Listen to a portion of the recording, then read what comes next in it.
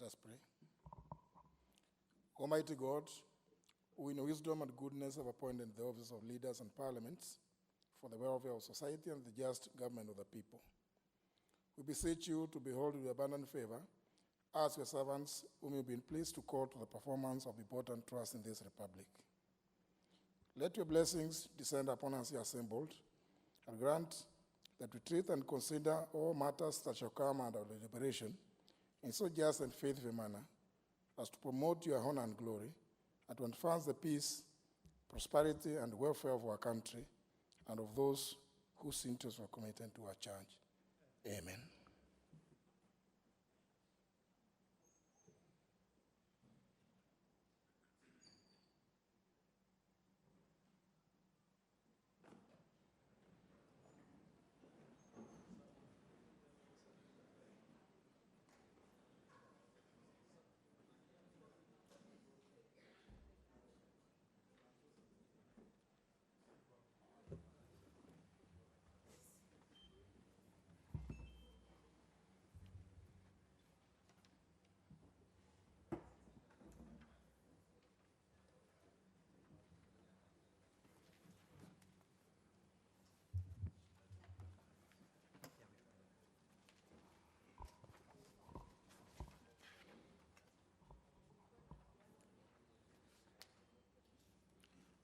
Order number 1, administration of oath.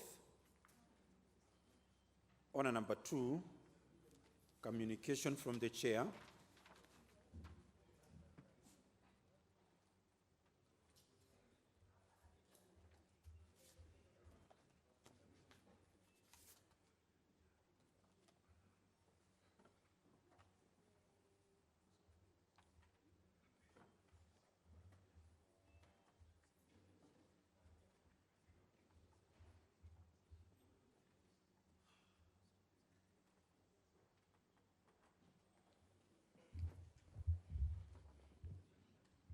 Honourable members, as you may recall, on July 24, 2019, I conveyed to the House a message from the Senate regarding the passage of the Personal Data Protection Bill, Senate Bill number 16 of 2018, the County Statutory Instruments Bill, Senate Bill number 21 of 2018, the Statutory Instruments Amendment Bill, Senate Bill number 24 of 2018, the Determination of the Nature of Bills Procedure Bill, Senate Bill number 30 of 2018, and the County Oversight and Accountability Bill, Senate Bill number 28 of 2018.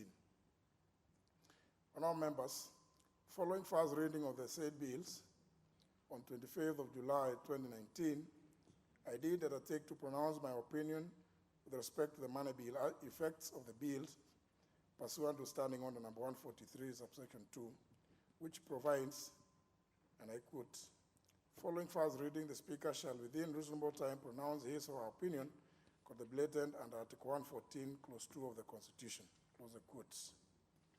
Now, therefore, I have made the following determination on the same Senate bills.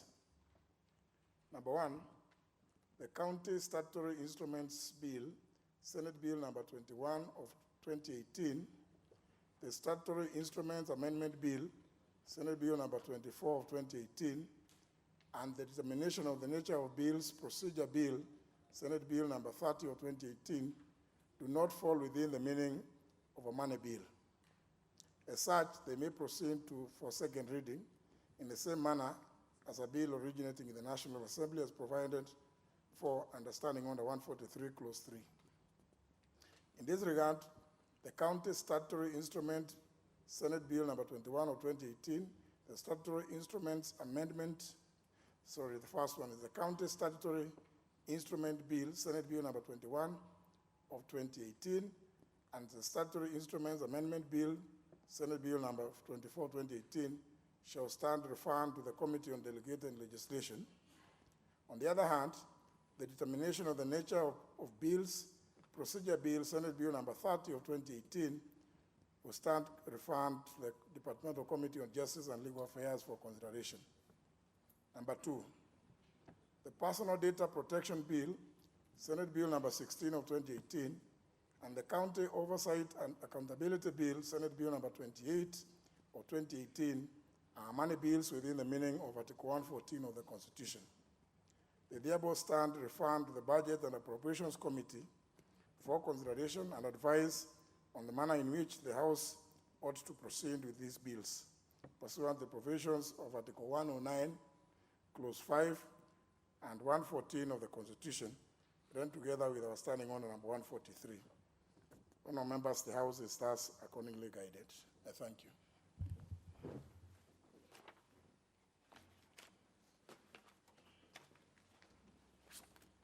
Order number 3, messages. There's a message.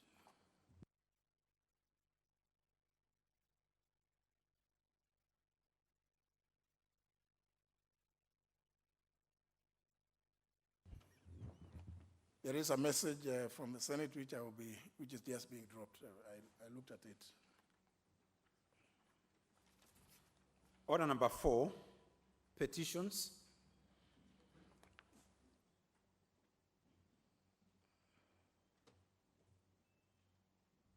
There's a petition by the Honorable Yaldesa Rehema. You don't have a card?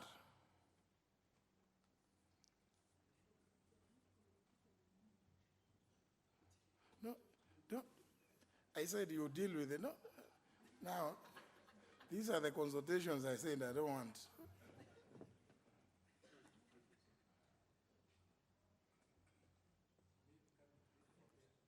I have approved the petition.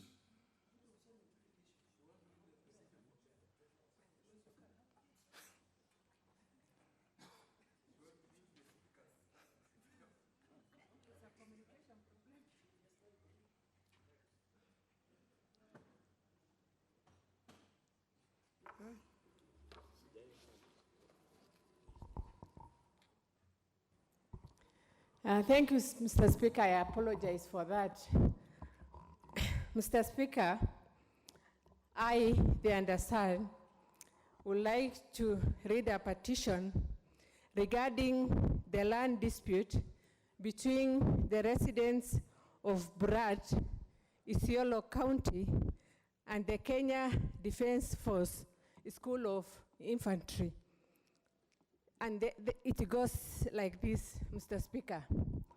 I, the undersigned, on behalf of the concerned residents of Burat in Isiolo County, draw the attention of the House to the following: that residents of Burat settled on and have been enjoying an interrupted stay and utility of their ancestral land, measuring approximately 10,000 acres since independence until the Kenya Defense Force appeared in 1982 with the intention of setting up a military base. Number 2, Mr. Speaker, that in appreciation of the security importance of the presence of the Kenya Defense Force in the region, the community donated 100 acres to the Kenya Defense Force to set up a school of infantry. That, to the astonishment of residents, the Kenya Defense Force has outstretched the boundary of the land donated to it and has been slowly encroaching on community land and is now planning to displace the residents from their land.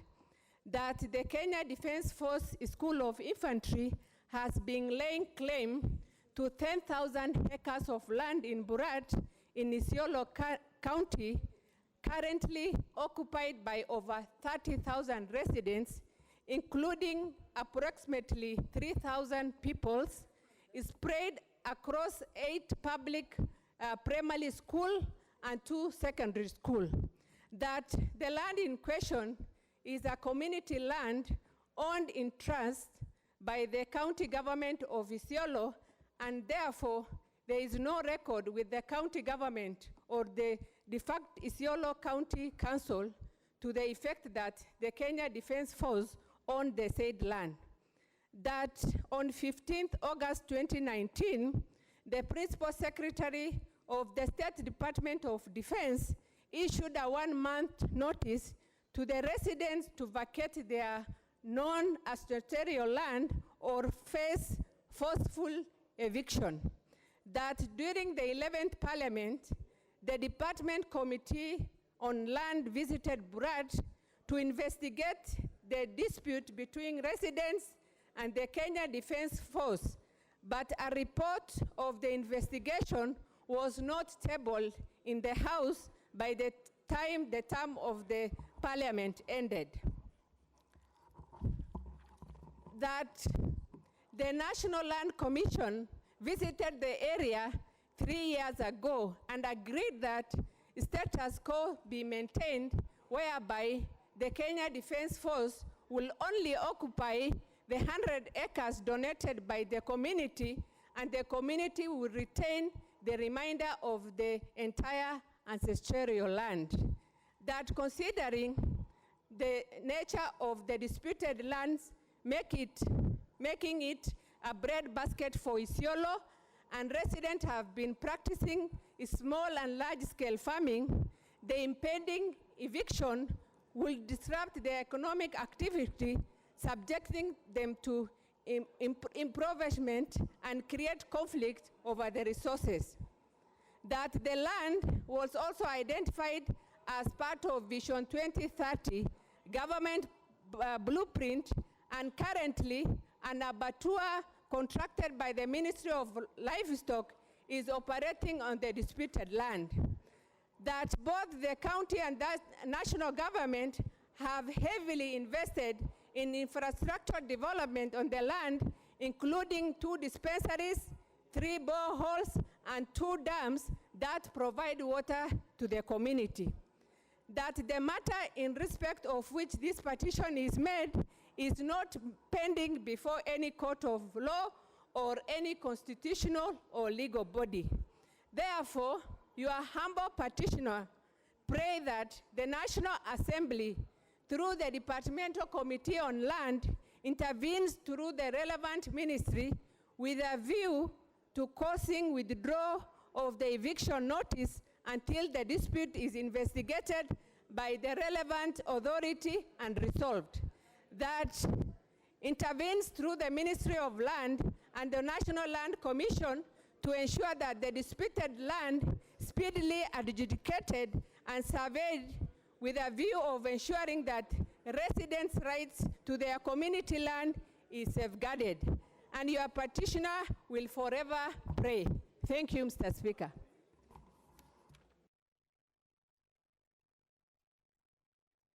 Very well.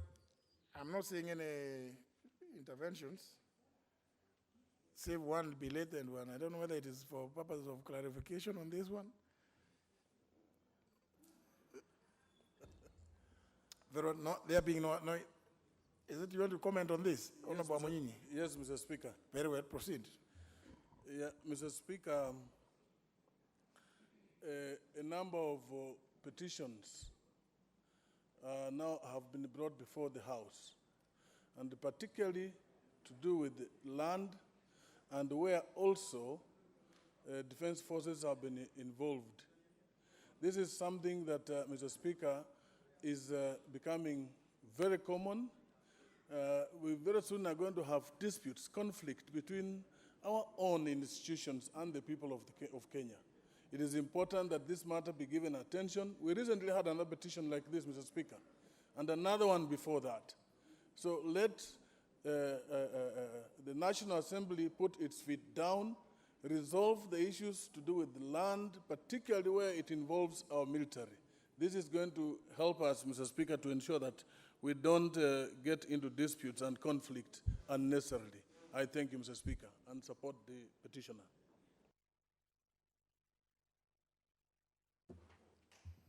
Nominee 001. Thank you very much, Honorable Speaker. I do support the petitioner, Honorable Speaker. And this petition is not the first one, Honorable Speaker, and seems to not be the last one, where government agencies are encroaching into community land, Honorable Speaker. Honorable Speaker, we still have the issue of Mao, where the government itself have become the greatest encroacher of the land. It have erected schools, it have connected people to electricity, it have sent chiefs there, it have sent teachers there, duly paid by the government. There are school-going kids there, Honorable Speaker, yet it is community land, and they are saying it is not part of, it is actually a forest, Honorable Speaker. So, Honorable Speaker, I think this one should be given enough attention, Honorable Speaker. Otherwise, then there will be a fight between the community and the government, because the government is becoming the greatest encroacher of community land. Thank you very much, Honorable Speaker. Member for Kamukunji. Thank you, Mr. Speaker. I stand to support the petition. I particularly think that it is important for us to address this conflict between civilians and the military in an amicable way, because we cannot have a peaceful and stable country unless we are able to address that issue. I also speak as a member of parliament who hosts a significant military base in my own constituency, where we have this problem of conflict between the land occupied by civilians in the neighborhoods like Kiambiu, where we have not been able to develop this particular informal settlement because it has been claimed by the military. So I think it is important for the military to be sensitive and start working with the civilians to be able to address many of these critical and contentious issues like land. And only then would we have stability and would be able to work very hard to support our armed forces in the difficult task that they have of defending our national borders. Thank you, Mr. Speaker. Very well. The petition is committed to the Departmental Committee on Lands to process in the normal way. Before I deliver the message, let me also announce that Chair Finance will be tabling his report on its consideration of the finance bill at some later stage during this sitting. Allow me to recognize, seated in the Speaker's Gallery, the following students from the following institutions: Katunguru Boys High School, Katundu North Constituency, Kiambu County, and those from Gidambo Primary School, Kiharu Constituency, Murang'a County. They are welcome to observe the proceedings in the assembly this afternoon. Honourable members, before we proceed on the next order, allow me to belatedly deliver this message from the Senate. Pursuant to the provisions of Standing Order number 41, I wish to report the House that I've now received a message from the Senate conveying its approval of the mediated version of the Division of Revenue Bill number 2, National Assembly Bill number 59 of 2019 on Wednesday, September 11, 2019. Honourable members, you will also recall that this House approved the mediated version of the said bill on Thursday, September 12, 2019. This therefore concluded the bicameral approval of the bill. I wish to further inform the House that I indeed presented the said bill to His Excellency the President for assent today morning in accordance with the provisions of Article 113, Clause 3 of the Constitution. The bill is therefore an act of Parliament. This, therefore, honourable members, the assent of the bill by the President paves the way for the consideration of the County Allocation of Revenue Bill, which ordinarily originates from the Senate. Noting the importance of the County Allocation of Revenue Bill in dividing the revenue of the share of national revenue among the 47 counties, I will be requesting the House Business Committee to prioritize the said bill soonest, should it be received from the Senate today in the course of business, so that that process may also assist the counties to access revenues due to them from their national share. I thank you, honourable members.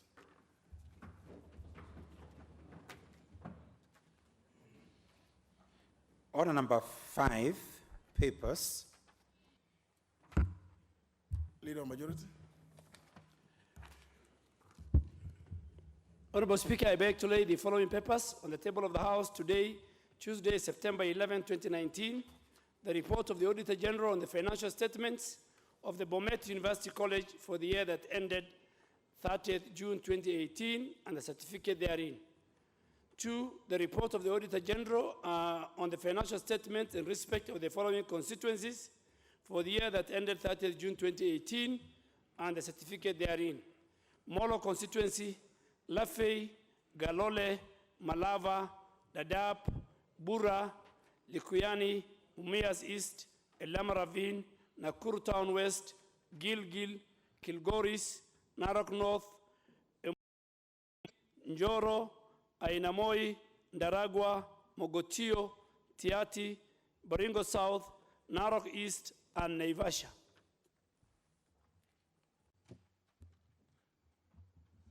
Very well. A total of 22 constituencies are involved. Means a lot of work for the Committee on Special Funds.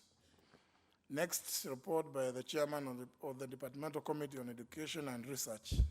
Honorable Mele. Thank you, Mr. Speaker. Mr. Speaker, Honorable Speaker, I beg to lay the following papers on the table of the House today, Tuesday, September 17, 2019. Report of the Departmental Committee on Education and Research on its consideration of 1, the revised session of paper number 1 of 2019 on policy framework for reforming education and training for sustainable development in Kenya. 2, the Kenya Institute of Curriculum Development Amendment Bill 2019. I thank you, Mr. Speaker. I see an intervention by the member for Eldama Ravine, Honorable Sonet. Thank you, Mr. Speaker. Mr. Speaker, you have rightly said that you've seen my intervention. Mr. Speaker, I stand on behalf of the chair of the CDF committee, Mr. Speaker. And Mr. Speaker, I beg to lay, Mr. Speaker, the following paper on the table of the House today, Tuesday, 17 September 2019. Mr. Speaker, the National Government Constituency Development Fund budget ceilings, Mr. Speaker, for every constituency for the financial year 2019-2020. Mr. Speaker, these are the ceilings available for every constituency, the 290 constituencies, Mr. Speaker, in terms of CDF, so that the constituency fund managers, the members of parliament, the CDF, Mr. Speaker, should be able to propose the projects to be funded. I thank you, Mr. Speaker. Very well. Next paper by the Leader of Delegation to the 6th session of the Global Platform for Disaster Risk Reduction, the Honorable Omunyinyi. Thank you, Honorable Speaker. I beg to lay the following paper on the table of the House today, Tuesday, September 17, 2019. A report of the delegation to the 6th session of a Global Platform for Disaster Risk Reduction held in Geneva, Switzerland from 11th to the 19th of May, 2019. I thank you, Mr. Speaker. Next order. Order number 6, notices of motion.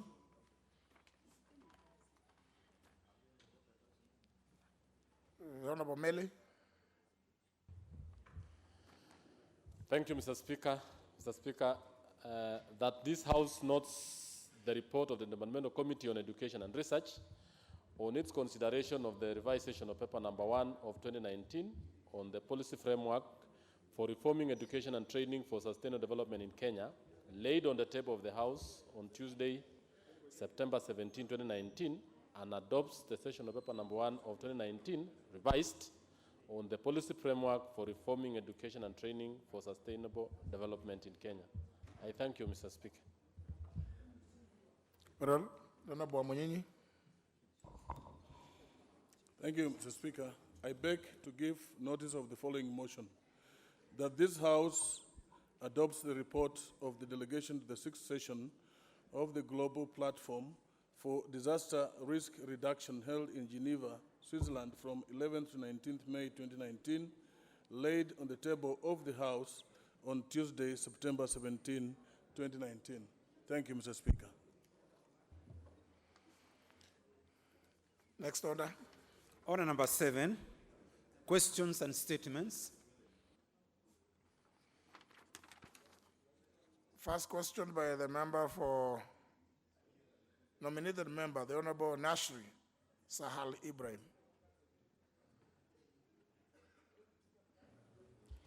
Thank you, Mr. Speaker. I rise to ask question number 395/2019, and it is directed to the Cabinet Secretary for Labor and Social Service.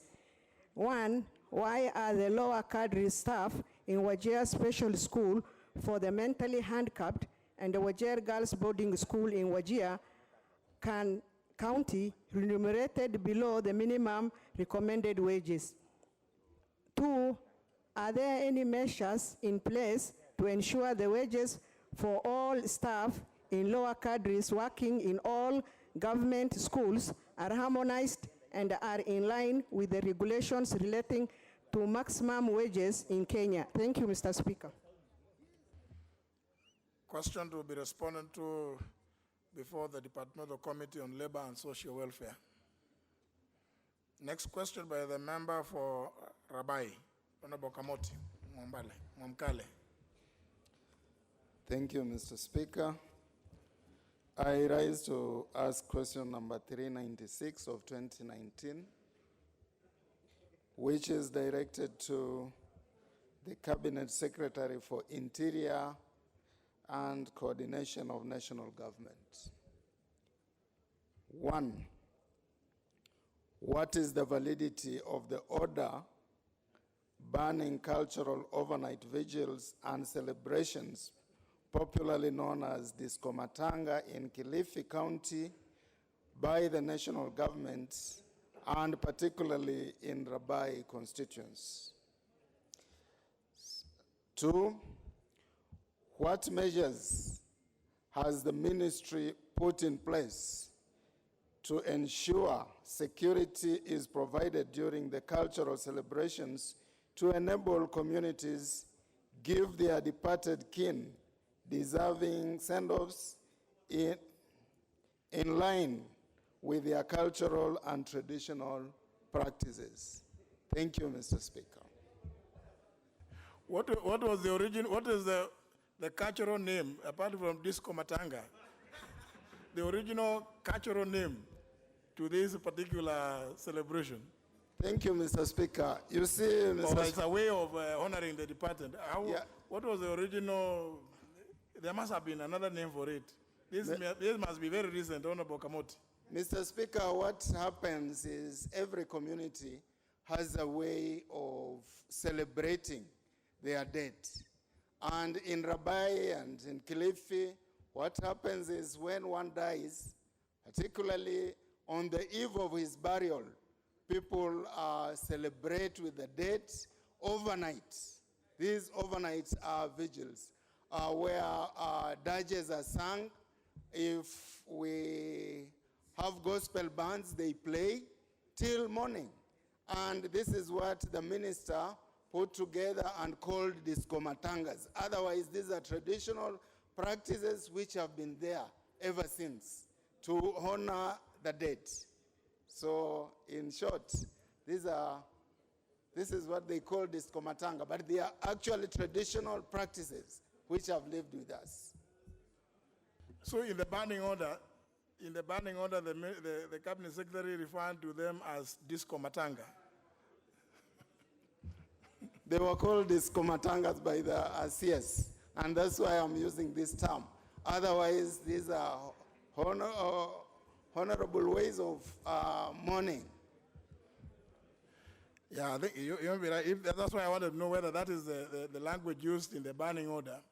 There's nothing wrong, of course, Honorable Kamoti, in that, because I'm sure you, as a trained lawyer, know that the definition of the word Changa in the Changa Prohibition Act of 1970 is that all those drinks variously known as Kill Me Quick, Machozi ya Simba, and So you're right. You're right. If the minister used disco matanga, then you are right to frame the question in the manner that you've framed it.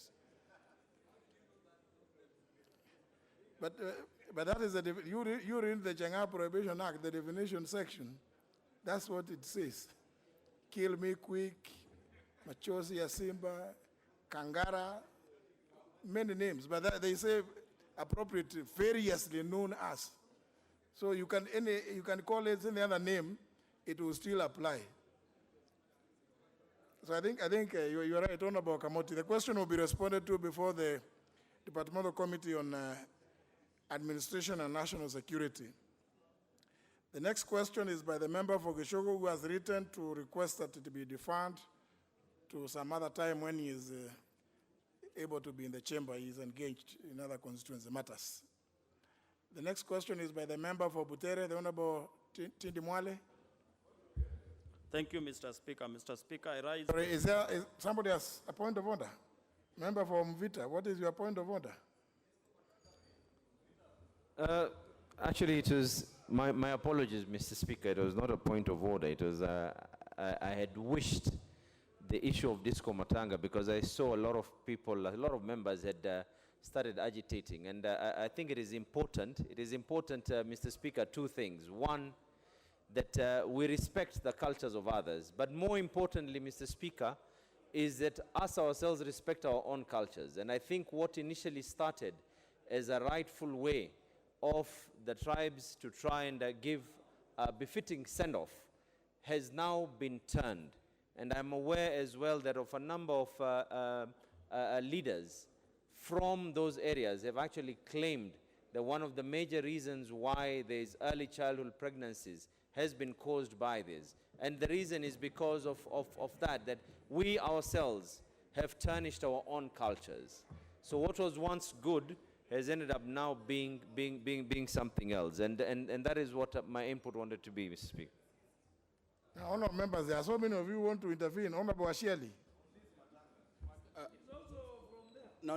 Mine is different, Honourable Speaker. Honourable Speaker, I'm happy you have pushed forward this question number 397 that was meant to be raised by Honourable Kishimu Kithingi. I have seen from the order paper, Honourable Speaker, that this question is referred to the Cabinet Secretary for Education.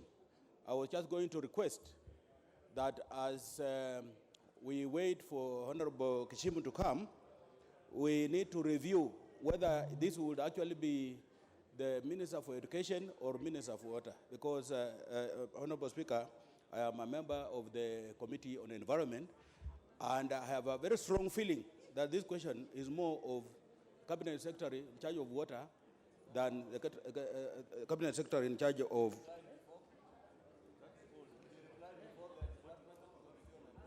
Thank you, Honourable Speaker. Very well. I think the clerk will have it examined, but of course, it may be fair that the member be invited to maybe explain, shed some light as to why he has directed the question to this particular cabinet sector of education. It doesn't make sense. But, you know,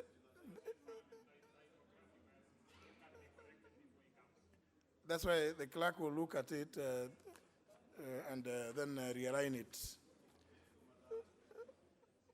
Member for Funyula, you also want to weigh in into the disco matanga thing? Yes, Honorable Speaker. I also come from a constituency where, luckily enough, my new DCC, Mr. Talam, has put his foot down strongly on the issue of disco matanga. Honorable Speaker, at the very beginning in our culture, we never used to have disco matanga.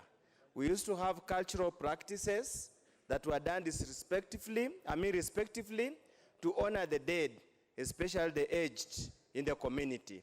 Luckily enough, it used to happen after the burial when we will hold vigil for 3 days for a lady, and I think 4 days for a man.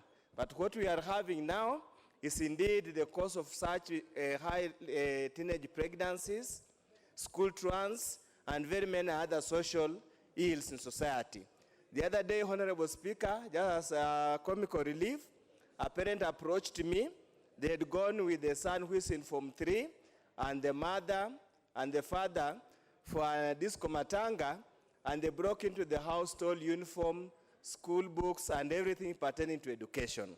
So it's a matter that we need to interrogate clearly as a community or a society called Kenya to see the cultural value. If the cultural value has been eroded, we rather support the ban on disco matanga. Thank you, Honorable Speaker. I wish there was a motion, because then there will be something to debate. Honorable Baride, you have also. Mr. Speaker, I rise to just give my small input on this matter. There are things that may be very popular for a member of parliament in the constituency, but there are times when you have to bite the bullet to save your people. Mr. Speaker, I heard one time the governor for Kilifi County talking about this disco matanga and saying that many young girls had ended up getting pregnant because of disco matanga. So if indeed this cultural practice is becoming a problem to the girl child, or the boy child for that matter, then it is about the time we bite the bullet and do what is right, Mr. Speaker. And I'm glad to hear members of parliament from the same region say that it is a bad cultural practice that must come to an end. And I would actually want to urge the honorable member to reconsider his question and do what is right for the children of his constituency. Mboko Milemba. Honorable Speaker, thank you so much. Very briefly, I wanted But it looks like the Honorable Kamoti is being responded to by the members. I wanted to add my small voice on the issue. Because you know the question is directed at the Cabinet Secretary for Interior. But it looks like maybe Honorable Kamoti, but just continue, take the views being expressed there. I'll give you a chance to say something as well. Honorable Mboko Milemba. Thank you. My very brief voice would be that in my community, the disco matanga, that what is being called disco matanga was called likopo and esidemba. But they were done after burial, and they were done during the day. Back to the coast, being an educationist and a teacher, it's an area where, and Kilifi in particular, education is very, very low. And partly that has been attributed to the disco matangas and such like things. Recently, the Teacher Service Commission made advertisement on promotions. And I was there 2 weeks ago. And that's an area where the education is so low that no one currently can even qualify to apply to become a deputy or a principal. And we're actually asking the commission to look at some form of steps to accommodate them. So as the member supports fully disco matanga, I want to kindly, without any agitations, ask him to reconsider what that means to his society and the education of the child. Thank you, Honorable Speaker. Leader Majority, you also went way into the matter. Mr. Speaker, I am a bit shocked with this disco matanga, but this member should have brought a motion. This is a question. Mr. Speaker, from my religion, you should bury the dead very fast, and you should pray for him. You cannot send a dead person through disco. Speaker, and I really want to speak to, and I'm sure members from Western Kenya, Nyanza, they are suffering because they have to participate in these matangas every weekend in their constituency. You guys have commercialized matanga. You have commercialized. You keep the body for a month. You do harambes. You allow people to eat. Please borrow from the Muslims.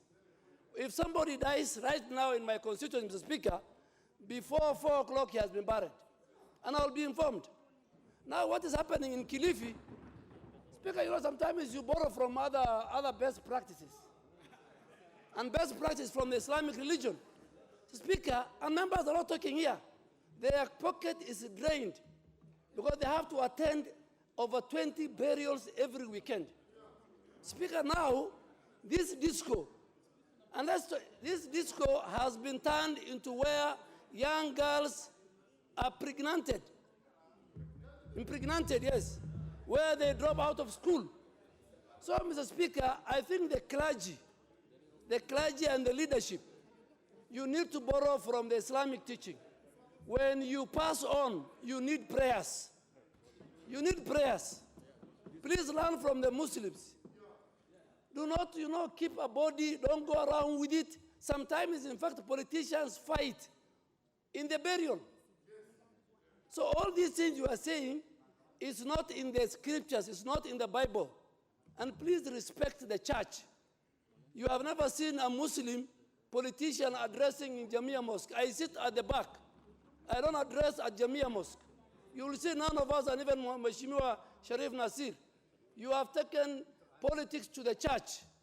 You have made burial, matanga, disco. Where are you going as Christians? I think going forward, as a minister, whoever, I even don't know how the minister will answer. This is your own life. How you bury is not government.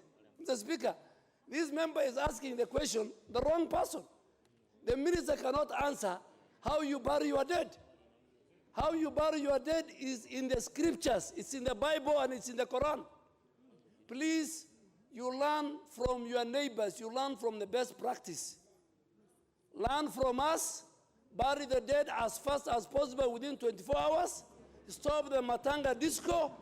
Stop fighting over the dead body. Don't take politics to the church. Respect religion and respect the dead. Very well, I think, no, there's not, it's not a debate. By the way, what the member for Rabbi did was to ask a question. And now it looks like this is a very popular topic. I'm sure you don't want to go, you see, you are in the process answering him. And the question is directed to the CA's interior. But there's a point of order from the Deputy Speaker. Deputy Speaker takes precedence. But you see, Mr. Speaker, I'm rising on a point of order and I have nothing of an issue with the Leader of Majority. But for him to imply that Christians practice certain things against the biblical teachings is absolutely wrong. Because Honorable Mwamukale, first, I think he's a Muslim of some sort. And secondly, disco matanga is not practiced by Christians. It's a disco. As Christians, we don't go to disco. Not even the ordinary discos out here. So, Honorable Leader of Majority must also be respectful of all other religions. We understand, and let's not even talk about best practices. There is no best death practice. But if it means the way we dispose of the people who have died, well, there are systems that the Christians do and what the Muslims do. They have a very good reason. Most of the Muslims are in very hot areas. Their bodies can't last for too long. Christians want to mourn. And our Bible says, Mr. Speaker, just to clarify to the leader, you go and cry and mourn with the bereaved. It's a biblical teaching. So the Leader of Majority must also respect the Christian religion, just like we respect the Muslim religion. And everybody should be able to do their things in the manner that is dictated by their books. Thank you, Mr. Speaker. Now, honour members, surely there is no debate. There is no debate. Now you can see even the Honourable Milio, the who has just walked in, wants to weigh into it. No. Let me allow the Honourable Kamoti to just make a few remarks, and the matter rests there. Honour members, those of you who are interested, kindly appear before the Committee on Administration and National Security when the CA's interior appears to respond, so that you can ventilate there. For now, it's a question to the Cabinet Secretary. Honourable Kamoti. Thank you, Mr. Speaker. I think there is need for clarification. Mr. Speaker, when I rise on behalf of the people of Rabai. And what there is, as you have initially pointed out, that everything is put together as Diskomatanga, but what it really means in Rabai is we are being stopped from mourning the dead. We are being stopped from performing our cultural practices that we know, because everything, just as the Chang'a issue has been lumped together as Diskomatanga. Mr. Speaker, we respect the Muslim cultural ways, or the Muslim ways of doing things. We respect the other people's ways of doing things. And the reason why I rose to ask this question is because this order was given in Kilifi County. When you go to the neighboring counties, people are mourning their dead. They are overnight. They have no problem. And that's why I'm saying the validity. There was no gazette notice. There was no nothing. And yet in Kilifi, it's a crime. You cannot criminalize an action in one county without, when the same is being done in other counties without any problem. So we need the validity of this order, and he should understand that mourning the dead is not, or should not be clamped down as Diskomatanga. It's not a disco, as he's putting it. People are being stopped from mourning their dead the traditional way. Muslims do their ways according to the Quran. We are doing our ways according to our culture, and I don't think anybody should interfere. Thank you, Mr. Speaker. Very well, Honorable Kamoti. Honorable regarding how people should pay their last respects to their departed loved ones. So the Cabinet Secretary will be in a position to explain the issues that you've raised, Honorable Kamoti. And I think, Honorable members, let's leave it at that. Let me get the member for Butere, the Honorable Tidi Mwale, to ask his question. Thank you, Mr. Speaker. Mr. Speaker, I rise to ask question number 398 of 2019. I'm asking to the Cabinet Secretary for Transport, Infrastructure, Housing, and Urban Development.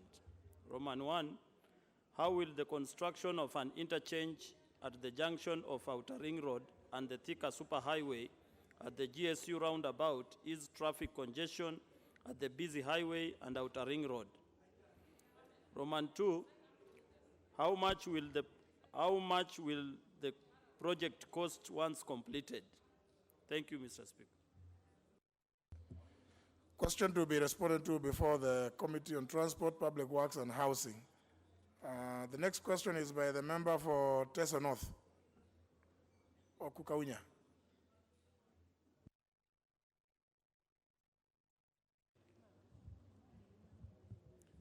Thank you, Mr. Speaker. I rise to ask question number 399, 2019, to the Cabinet Secretary for Transport, Infrastructure, Housing and Urban Development. 1, why has the construction of Malaba Angurai Malakisi C1 and Angurai Modinka Kemer C2 roads, which was awarded to MS Avic International during the financial year 2017-2018, stalled for the last 8 months? 2, could the Cabinet Secretary confirm that the construction carried out so far on the said roads meets the set quality and standards?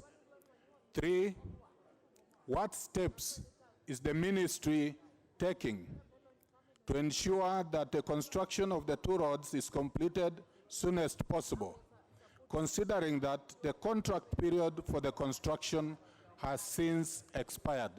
Thank you, Mr. Speaker.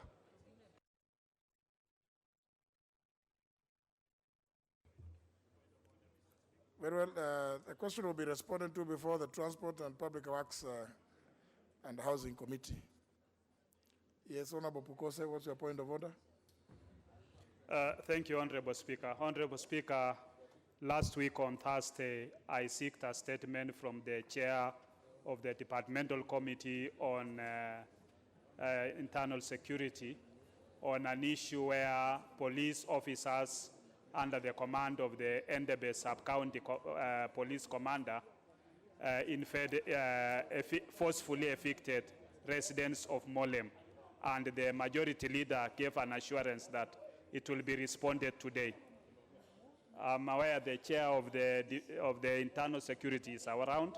Therefore, I seek through your chair, Mr. Speaker, that I get the response to that issue today. Is the chair of the committee? But you said now, Honorable Bukoza is saying that he was sure the chair is present. Maybe leader of majority who undertook to. Speaker, I passed the message. You know, I was a messenger.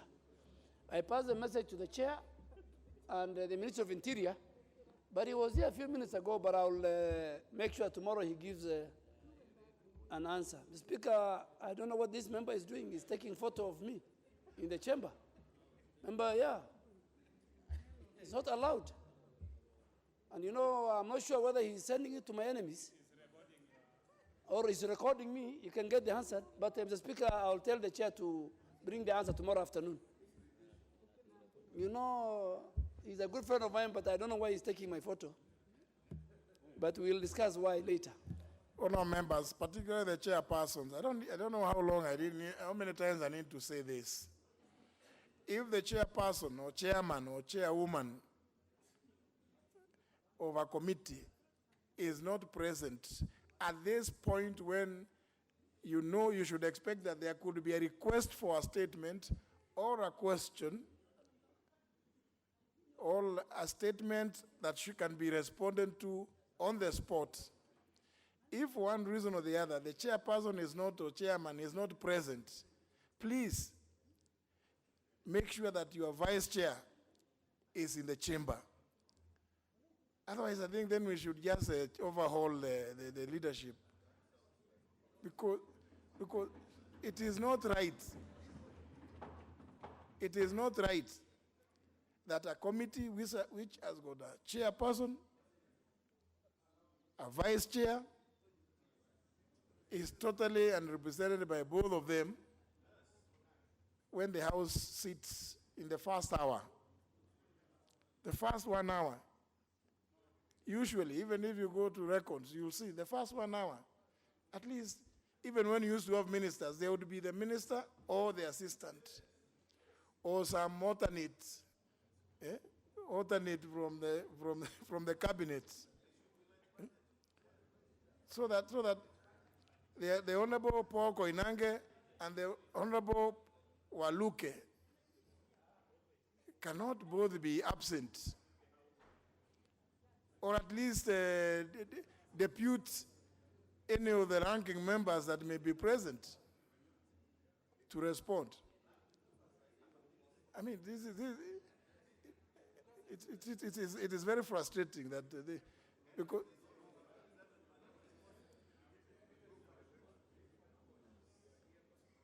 is there Honorable Kaunya, you are raising your hand up, you want to respond? Thank you, Mr. Speaker. Mr. Speaker, I'm a member of that committee, and I would like to confirm that actually our chairman, Paul Koinange, and the vice chairman have been here, but they have just stepped out shortly. But what I would like to respond with regard to the question is this morning we were examining bills, and we have set on Thursday to answer the questions. Already the minister has been invited Thursday and next Tuesday. We have quite a number of questions lined up.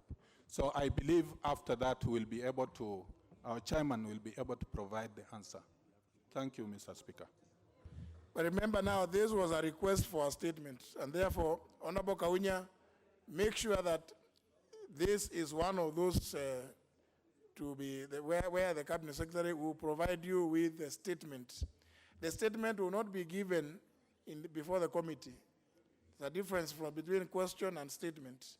The statement was sought from the plenary, and therefore it should be given. Therefore, the property of the entire House now would want to, I'm sure the House would want to hear the response from the Cabinet Secretary and so that members can also make their comments and or input to what will have been responded to or how it will have been responded to.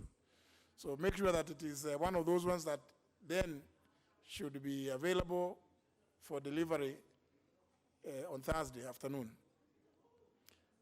What was the next statement? The next statement was by Honorable Mele.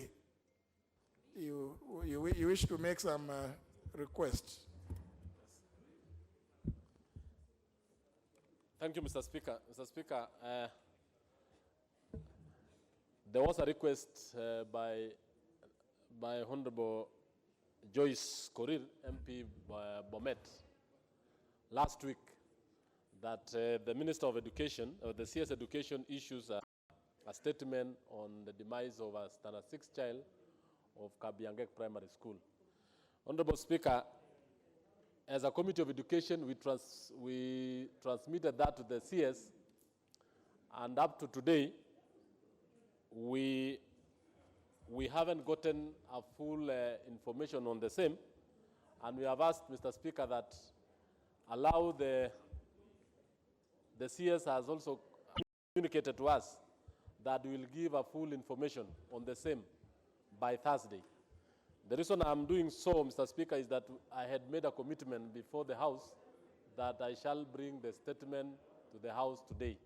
But therefore, I'm requesting that let this be extended to Thursday so that we bring a comprehensive statement. I thank you, Mr. Speaker. Very well. Thursday it is. The Honorable Joyce Korir is also away on official duties today. Honorable Washiali, you have something you want to? Thank you, Honorable Speaker. Honorable Speaker, I rise on Standing Order number 42DA. Honorable Speaker, this is on unanswered questions. Early in the year, Honorable Speaker, I rose from my place to ask question number 089 this year, to a question that I directed to the Director of Public Prosecution. Honorable Speaker, the question from the records I have was forwarded to the Director of Public Prosecution by a letter written by Sarah Kyoko. And later on, when the answer was not brought, I rose again from this point to ask why the answer had not been brought on the floor, or rather given to me. And then he ordered, and from that order, the clerk wrote another letter on June 19th.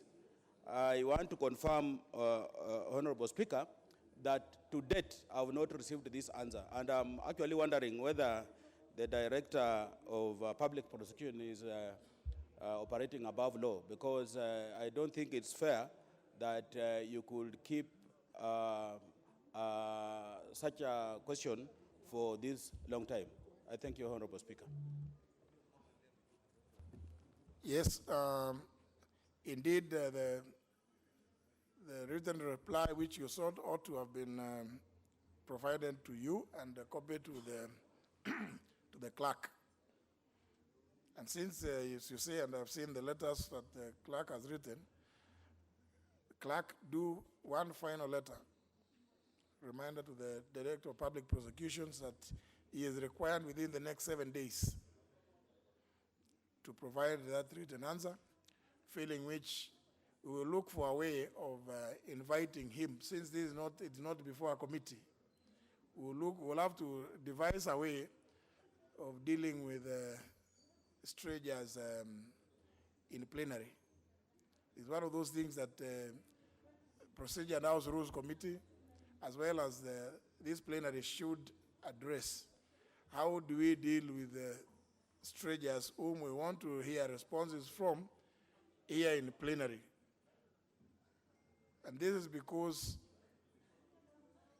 Article 125 of the Constitution also provides inter alia that each house of Parliament or its committees has power to summon any person to appear before it to give evidence and or information. Now, to the extent that we have not made provision of how to deal, how strangers will appear before us here to give us information or evidence, we need to address that. And we would want to seek the assistance of some of the legal minds, like the Honorable Otiende Amolo, since he's one of the is the only member of the Committee of Experts who is a member of this House. Tell us what you had in mind, so that we don't want ourselves to guess that the intention of the framers of the Constitution in Article 125, when you provided that each House of Parliament or any of its committees may summon any person before it to give evidence or to give information. How was it intended to be actually actioned on by the houses sitting in the plenary? I think this is a matter. And I believe, honourable members, if we can try to address this, Dr. Bogetonga Murugara, please help us. How do we action this? Because some of the problems that members have been having here with the responses as a result of us not having made provision for that. Because yes, they can appear before committees. And I've seen the other house, sometimes they have done away with the strictures of not inviting strangers. Maybe we need to begin thinking of how to deal with such strangers, because there will still be strangers. Maybe we need to make some provision, something like a dock or like a witness box, where such strangers will appear and respond to questions and statements sought in plenary. I think we should be proactive in how we interpret some of these provisions. I can see the member for Mathare is very happy to provide some input, but please just think through this in light of some of the reasons why cabinet secretaries are not allowed into the plenary. I think we need to think about this, because we don't want also to hamstring ourselves. Because by not thinking of ways of getting these people to appear before the plenary and respond, it could be one of the reasons why members tend to get frustrated, seeking statements, answers, questions from cabinet secretaries. Sometimes we don't even appear before the committees, but we should be able to look for a way of dealing with these particular aspects. Very well, Honorable, that will be sorted out that way. The Chair of Budget wanted to make a statement. He is away.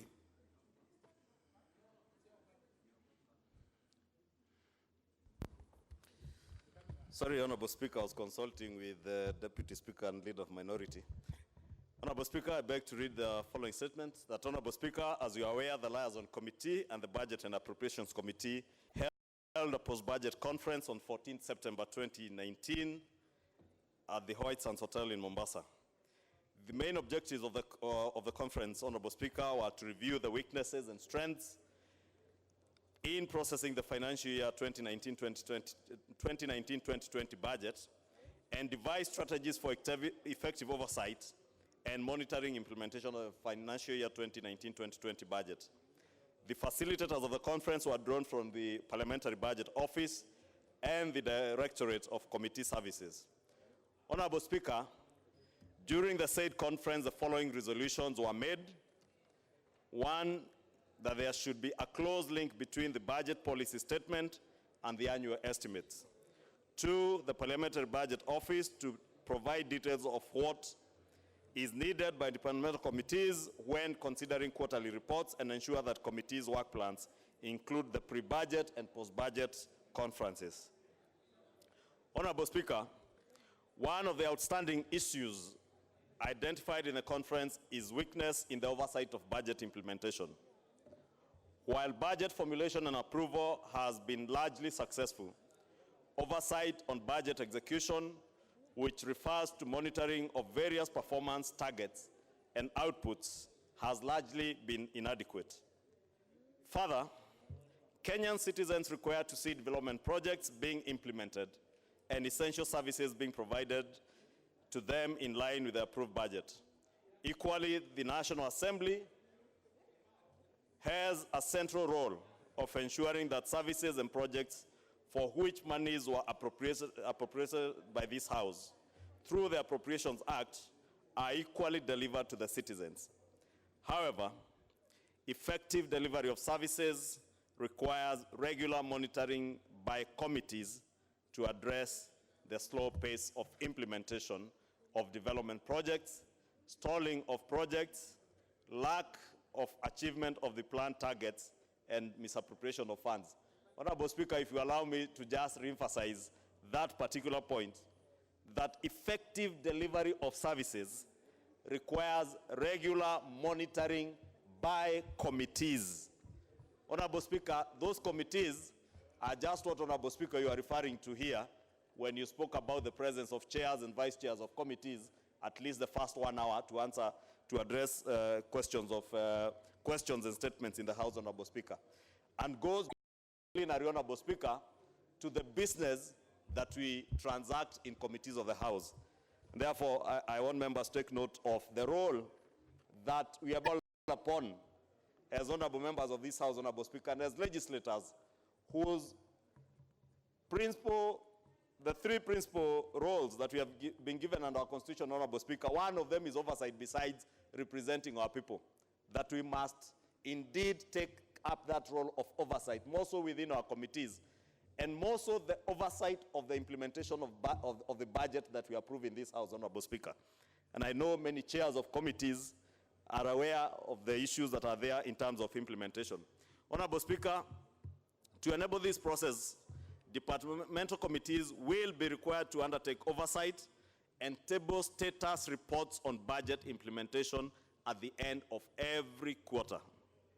In order to support this, Honorable Speaker, I would wish to urge the House Business Committee, which, Honorable Speaker, you chair, to also prioritize the processing and adoption of these reports at the end of each quarter. Honorable Speaker, I would further wish to bring to the attention of the members of the publication of the Parliamentary Budget Office, particularly the latest Budget Watch, which highlights the key issues and development targets that the committees of this House should keep an eye on during the implementation of the financial year 2019-2020. And Honorable Speaker, it's good to mention that this Budget Watch is a publication by our own Parliamentary Budget Office, and it gives very good highlights that would guide members, and I would wish to urge, especially chairs of committees, to ensure that the clerks that are in charge of their committees get each member a copy of this Budget Watch document, to be able to go through it and see what areas, for instance, the Chair of Education who is seated here, or the Chair of Agriculture, what areas that you need to focus on to ensure that it's not just the input that you put during the budget estimates, that also the outputs and targets are being achieved, and the projects that were identified to be implemented in this financial year, Honorable Speaker, are implemented. And Honorable Speaker, I said, for us also as members of Parliament and members of various departmental committees, that is the most important role that we can offer to the population back in our constituencies by ensuring that each and every project, and remember, Honorable Speaker, that our budget is program-based and project-based, that you ensure each project that was identified and whose resources were appropriated by this House is implemented within this financial year. So that even those that will not be able to be completed within this financial year, Honorable Speaker, at least they start. Honorable Speaker, as I conclude, in the coming days, the Parliamentary Budget Office will be circulating a framework highlighting key areas for departmental committees to monitor budget implementation in line with their respective mandates. I urge this House, Honorable Speaker, to support the office in this endeavor, Honorable Speaker, and even as the framework highlighting the key areas that the departmental committees will monitor, Honorable Speaker, it's important, Honorable Speaker, to remind also the chairs of the committees, Honorable Speaker, that as much as we put in a lot of effort and a lot of time in the month of February, from the time we start reviewing the budget policy statement to the time we review estimates in April, all the way to towards the end of June, Honorable Speaker, by the time we approve the annual estimates, we put in a lot of work in reviewing and approving those estimates. But post the budget, Honorable Speaker, and that is why, together with the Liaison Committee, we thought it was important to have this post-budget conference. We have realized that there's a huge gap in how Parliament, through its committees, oversights the implementation of that budget. Honorable Speaker, it is instructive that today we're in the third month or the last month of the first quarter of this financial year. Many chairs of committees and members of this House will tell you that implementation of our development budget expenditure is almost at 0%, Honorable Speaker, towards the end of the first quarter, which should be a matter that is of concern to members of Parliament and the country at large. Our people today are complaining about unemployment, about not having money in their pockets, and considering that government is the single largest consumer of goods and services, Honorable Speaker, this can only happen if we are able to roll out development projects, and our development expenditure, Honorable Speaker, is going into projects that will invigorate the economy to run and for there to be liquidity in the market, Honorable Speaker. And also the creation of jobs, Honorable Speaker, come through the implementation of development projects, not just recurrent expenditure.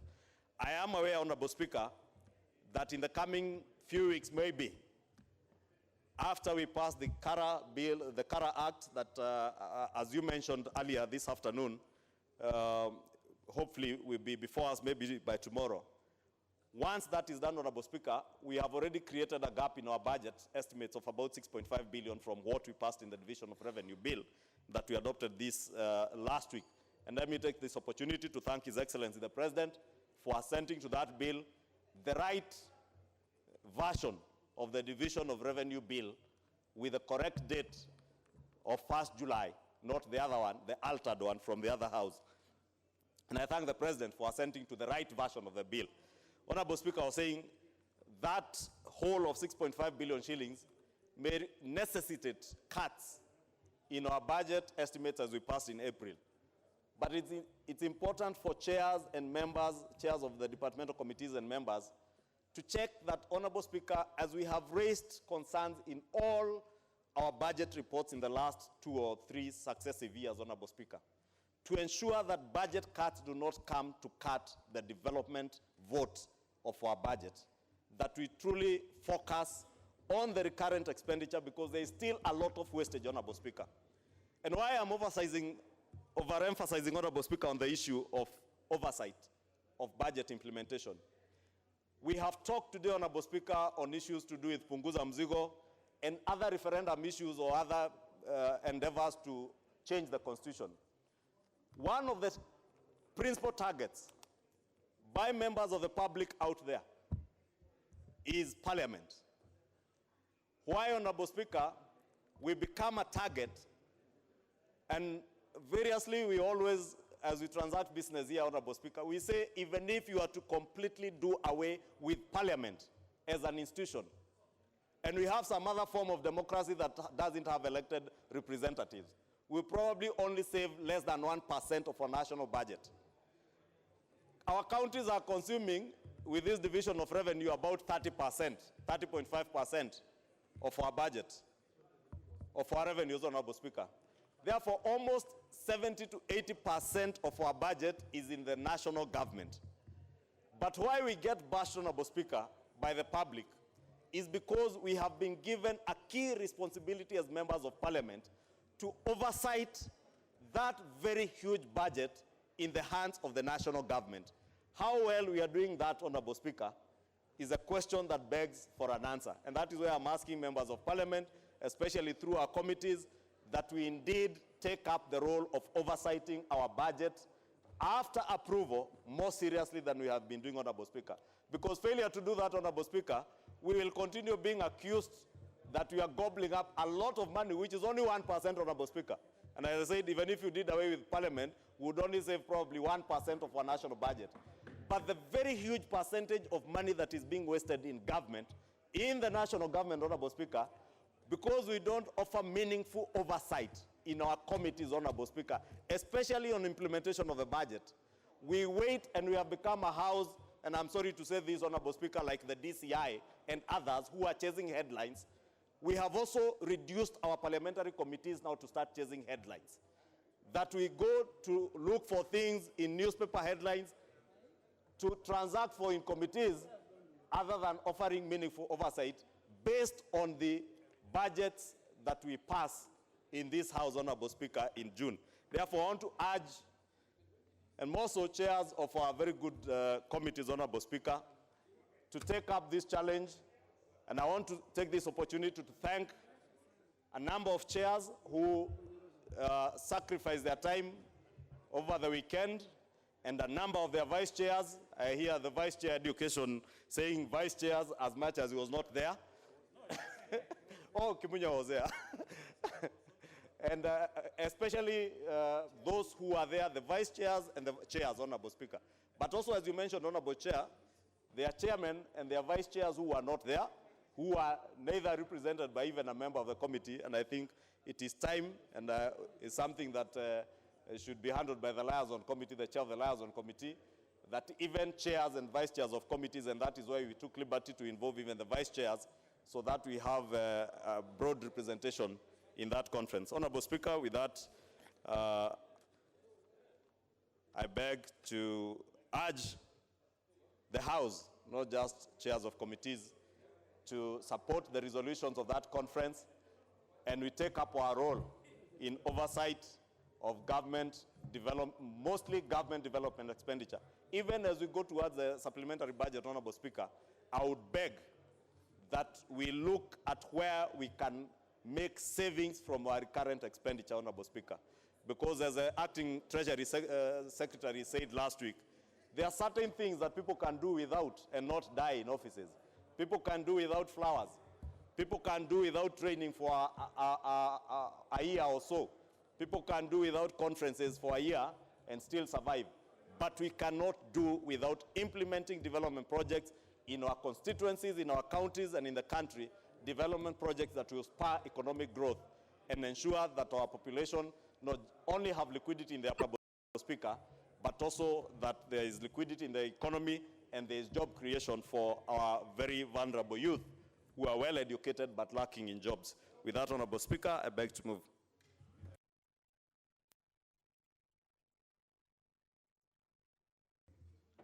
Leader Majority, you want to weigh in? Speaker, the chairman of Budget Committee, I really want to thank him, and I will help him lobby through the liaison committee next time so that all chairs are there for the budget implementation and the 2020-2021. But really wanted him to at least to withdraw two statements. One is that chairs are chasing headlines. I don't think chairs are chasing headlines.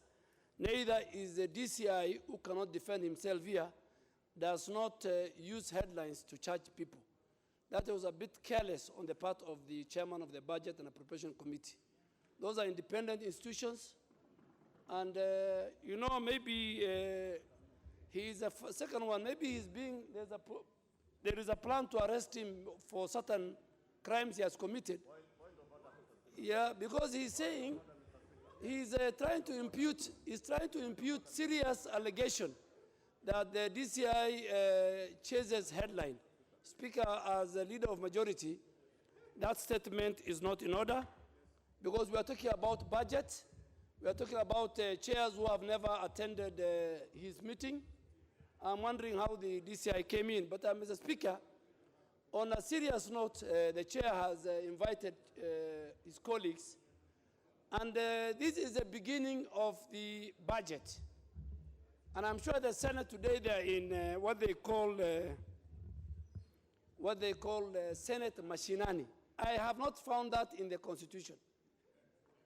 Neither. I don't know how, and I saw they are defending Senate machinani.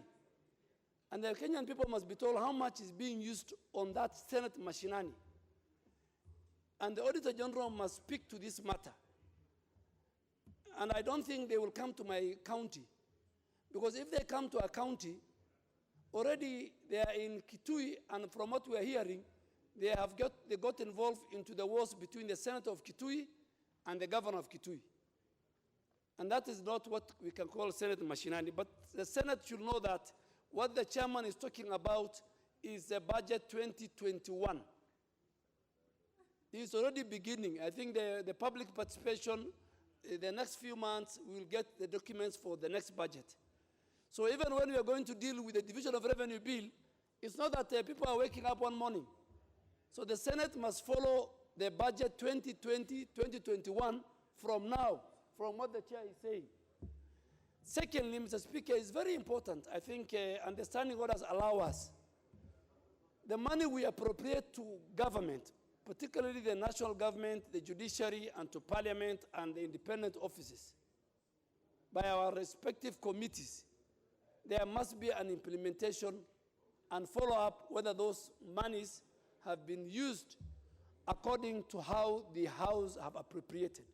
So that every 3 months, and I agree with the chair, every 3 months, the Committee on Education, the Committee on Energy can give this House a report that this is how the money has been used so far, this is the absorption rate, this is what has been used. So I think our committees, that element of appropriation must be followed with the oversight. We are all talking about fighting corruption. Corruption, this institution, this August House, is one of the institutions, alongside the DPP, the DCI, the EACC, and the Auditor General and Controller of Budget. This House has an oversight role on how each and every penny appropriated through the appropriation bill is used and is it value for the people of Kenya.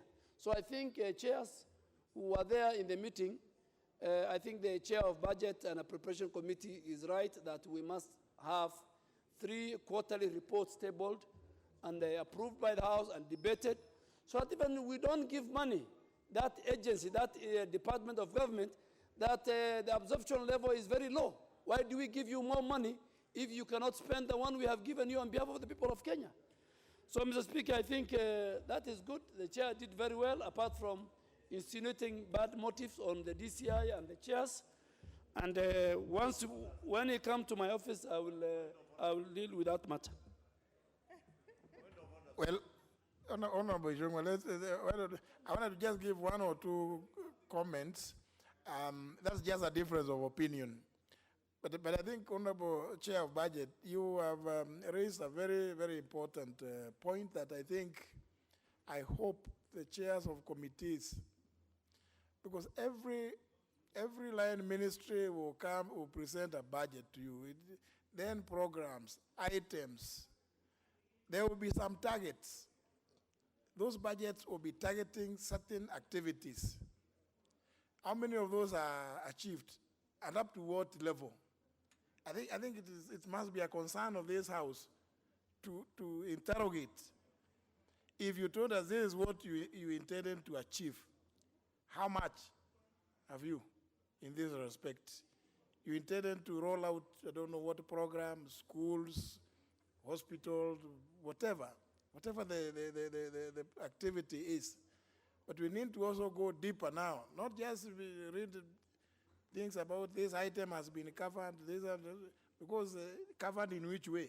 You need to go, that's I think the message that I think is coming from that committee. But let me hear also from a member, Honorable John Bundy, Leader of Minority, please. Thank you, Mr. Speaker. Mr. Speaker, I want to also thank the Chair of the Budget and Appropriations Committee for presenting this report on our behalf as members of the Budget and Appropriations Committee. Mr. Speaker, we are all aware as a country that by the end of this month, we will receive a document which is called Budget Review Outlook Paper. And Mr. Speaker, a number of times we receive this document which gives a mirror of what happened in the previous financial year and projects what is likely to happen in the coming financial year. But a lot of times we don't pay much attention to this document. And Mr. Speaker, every quarter, the Controller of Budget prepares and submits to Parliament as a requirement in law of the performance of the budget for the previous quarter. We realize that much as we give sufficient attention to the approval of budgets, we don't give equal attention to the implementation of budget. And this, Mr. Speaker, has a negative effect on the economy.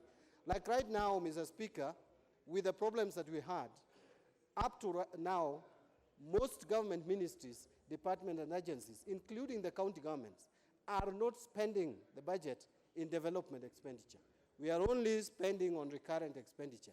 Well, we are aware that this was because of the stalemate that was caused by Division of Revenue Bill, but the question one would want to ask is what effects would this have on the economy, given that we took 3 months without spending the budget. Yet the projected revenue was based on assumption that the budget would be spent progressively, uniformly, or in a pro rata basis for the entire financial year.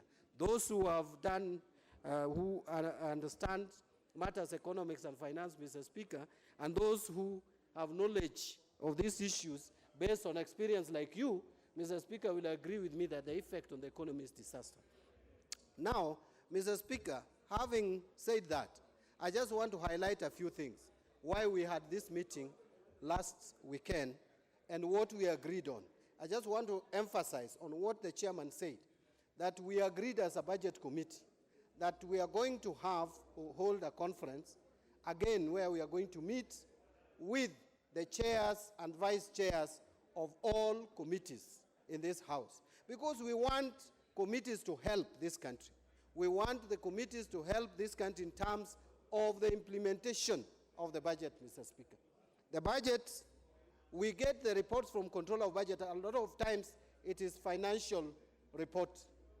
The non-financial aspects is usually not given attention.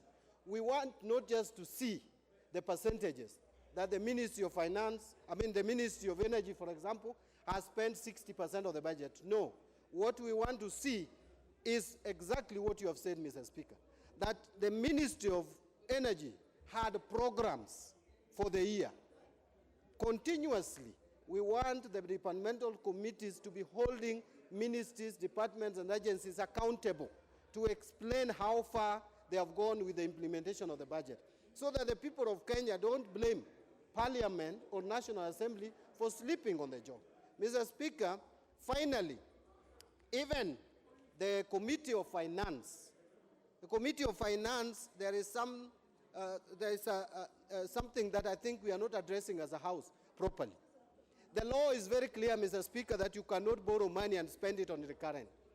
And therefore, we expect the Committee of Finance to be asking the Treasury, when they are borrowing money, whether it is from domestic market or externally, there must be an explanation that that money that is being released to Ministry X is for what program, so that we are sure that the money that is borrowed goes directly to productive sector of this economy. And Mr. Speaker, that is lacking. In fact, we borrow money for general budgetary support, which therefore means that a ministry receives money, and once they have received the money, they can use it even to pay salaries, they can use it to fuel vehicles, and yet that money is even Eurobond, or that money is from domestic market. Mr. Speaker, I have been talking about this, and when we had a budget committee meeting, it was proved to be so, that the presentation of the budget committee, parliamentary budget office, confirmed what has always been my fears, that we are borrowing money to cover recurrent expenditure. Mr. Speaker, that is a sad reality, but we need the committees of this House to help us on this. Mr. Speaker, but before I sit down, if you allow me, we had a meeting which I thought was very crucial. Whereas there were a number of chairs of the committees, and I know the chairs are also busy with other things. But Mr. Speaker, I think it is important to plead with the chairs to prioritize meeting with the budget committee, especially where we were going to discuss implementation. I am not trying to demean the capacity of the vice chairs, but they were there in their numbers. But you see, still, the responsibility lies with the chairs of committees. We know how chairs of committees are important, and we want to plead with them the next time we have a meeting, we would want to see more chairs of committees, not just the chair of agriculture as it was the case. The chair of agriculture was diligently there throughout. The chair of the funds committee, Kaduri, was there throughout. And I think one or two other chairs. The rest were vice chairs. Next time, I want to plead with our chairs. Let us come together and engage. Unajua, Honorable Pokose wants me to recognize him. I want to recognize Honorable Pokose that he was there throughout as the vice chair, but not as the chair of the committee. But I am sure he had full authority. And I was wondering how my chair could forget Honorable Amos Kemunya, who was actually seated next to him and who was acting in his anytime he walked out. It was actually the Honorable Amos Kemunya who was acting. So, Mr. Speaker, the vice chair, our vice chair was absent, but anyway, I think with permission. Therefore, Mr. Speaker, with those many remarks, I just want to plead with our colleagues that committees are formed to help the House run its affairs. But, Mr. Speaker, there's something, if you allow me, I know I've asked for your indulgence a number of times. We spend so much time in this House, Mr. Speaker, discussing motions urging government, which has no effect in law. I am not trying to demean these motions, but I thought, Mr. Speaker, as a House Business Committee, why don't we prioritize quarterly discussion of budget implementation of all ministries, all departments, and all state agencies, so that we spend less time discussing motions urging. And the motions instructing or giving, making resolution, we can discuss. But the motions urging, we can limit the number, and we go direct to discussing budget implementation.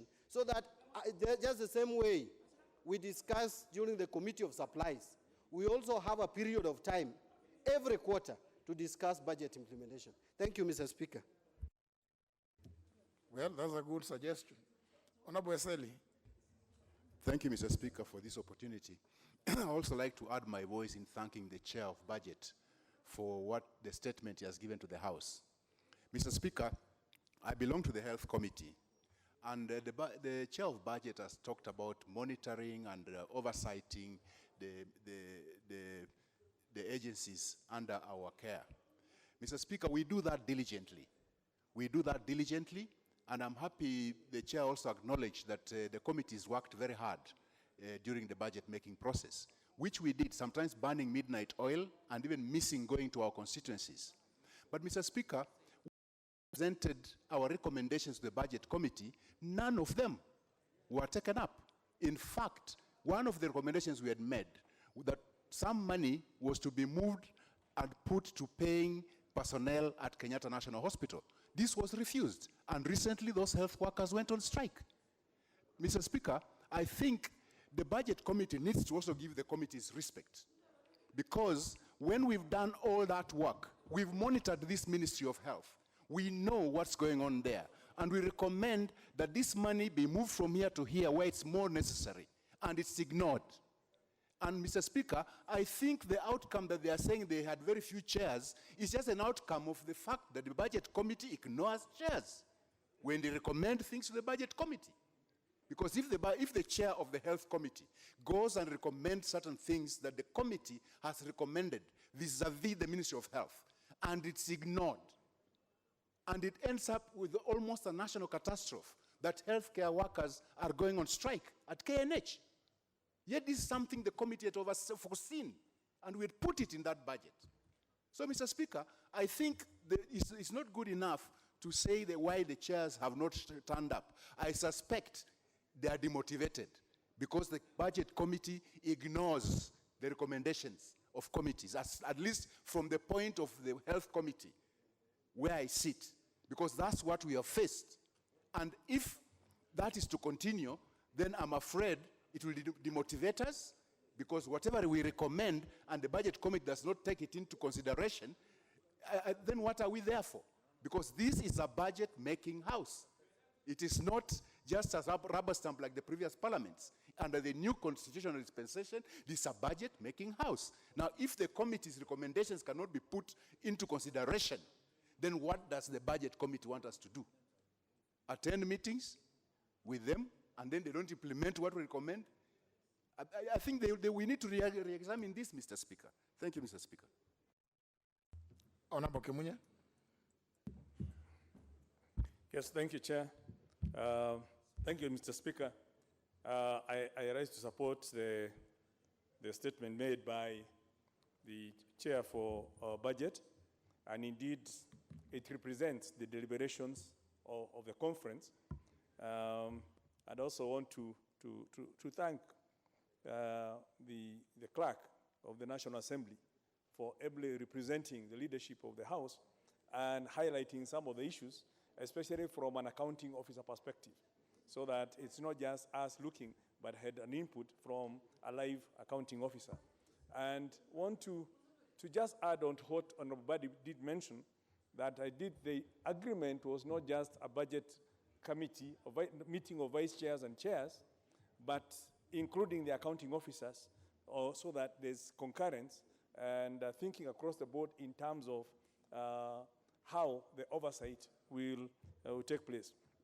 But Mr. Speaker, as you rightly mentioned, I've been in this House now for the last 2 years, in this new dispensation. And one of the things you note is actually there has been total lack of oversight on the executive except on operational matters. You know, we would be happy to ask the Minister for Education why a child was killed in school, not what they have done in terms of education to achieve impact and to ensure that the educational standards go up. Similarly, you find from the questions coming on the floor and from the petitions, you can see clearly that the direction we're moving is not in checking on what the trillions are doing to change the lives of Kenyans in this country. And from what you started, and you did quite put it, we start here with talking about the inputs and all the activities that are then captured in a financial statement. But we have been missing out on what are the outputs that were promised, have they been achieved, and what impact have they actually made on the lives of Kenyans. And Mr. Speaker, if we could start rethinking that way as a House within the next 3 years and put that, inculcate into all the members the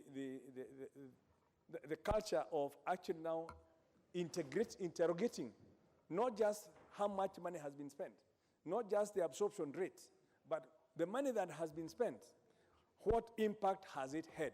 How many kilometers has taken place?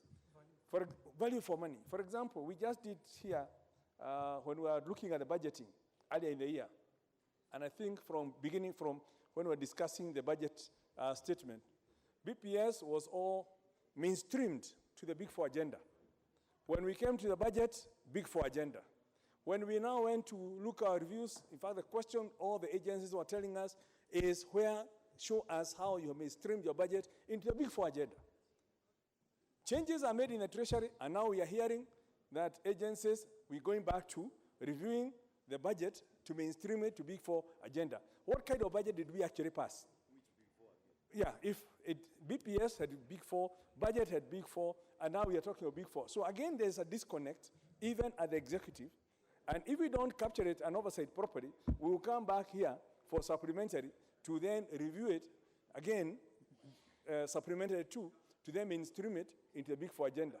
And assuming the rest of the government is in limbo.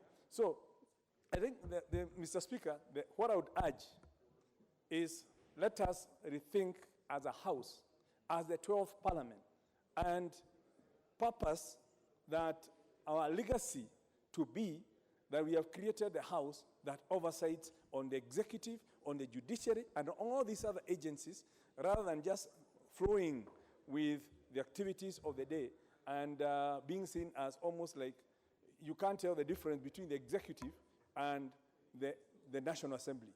Because when we lose that, then we become redundant, and the Punguza Mizigos and other initiatives would want to even water it down because they can't actually see what we are doing.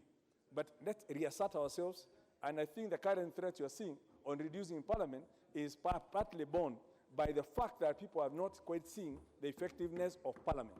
Let's assert ourselves, and everyone will respect us, that we are able to hold the executive and all other agencies to account to ensure that the money we give them translates not just into spending, but into impacts that impact on the economy, impact on the lives of people, impact on poverty reduction, and make Kenya great as it should have always been. Thank you, Mr. Speaker. Finally, the Honorable Makali Mulu. Yeah, thank you, Mr. Speaker. Mr. Speaker, let me also join my colleagues in really appreciating the resolutions, because these resolutions will take us far, Mr. Speaker. But maybe before I go to the... We were instructed anyway to align these projects and the programs according to the estimates that were available. Mr. Speaker, we are reading mischief here from the executive. And we must resist attempt by the executive to change these figures through the back door, Mr. Speaker, by again reintroducing or instructing the public officers to align these budgets which we have approved to the Big Four agenda, which I think, in my view, it was already considered. Mr. Speaker,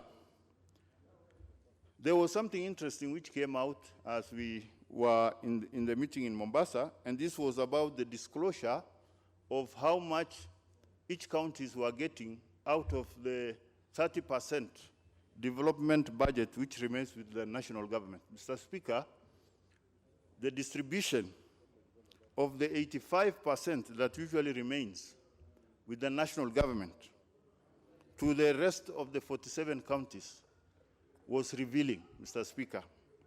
And I would like to urge the Budget Committee and the Fiscal Office to also provide the distribution of the 85% according to the counties, and if possible, even break down further how much of the development budget, which usually remains with the national government, is used in the 290 constituencies, Mr. Speaker, so that this House can be able to make an informed decision when it comes to issues of approving budget. Mr. Speaker, as it were, this House appears to be just approving budgets without actually being able to control or to be guided by a certain matrix that shows how this amount is distributed to our individual constituencies, Mr. Speaker.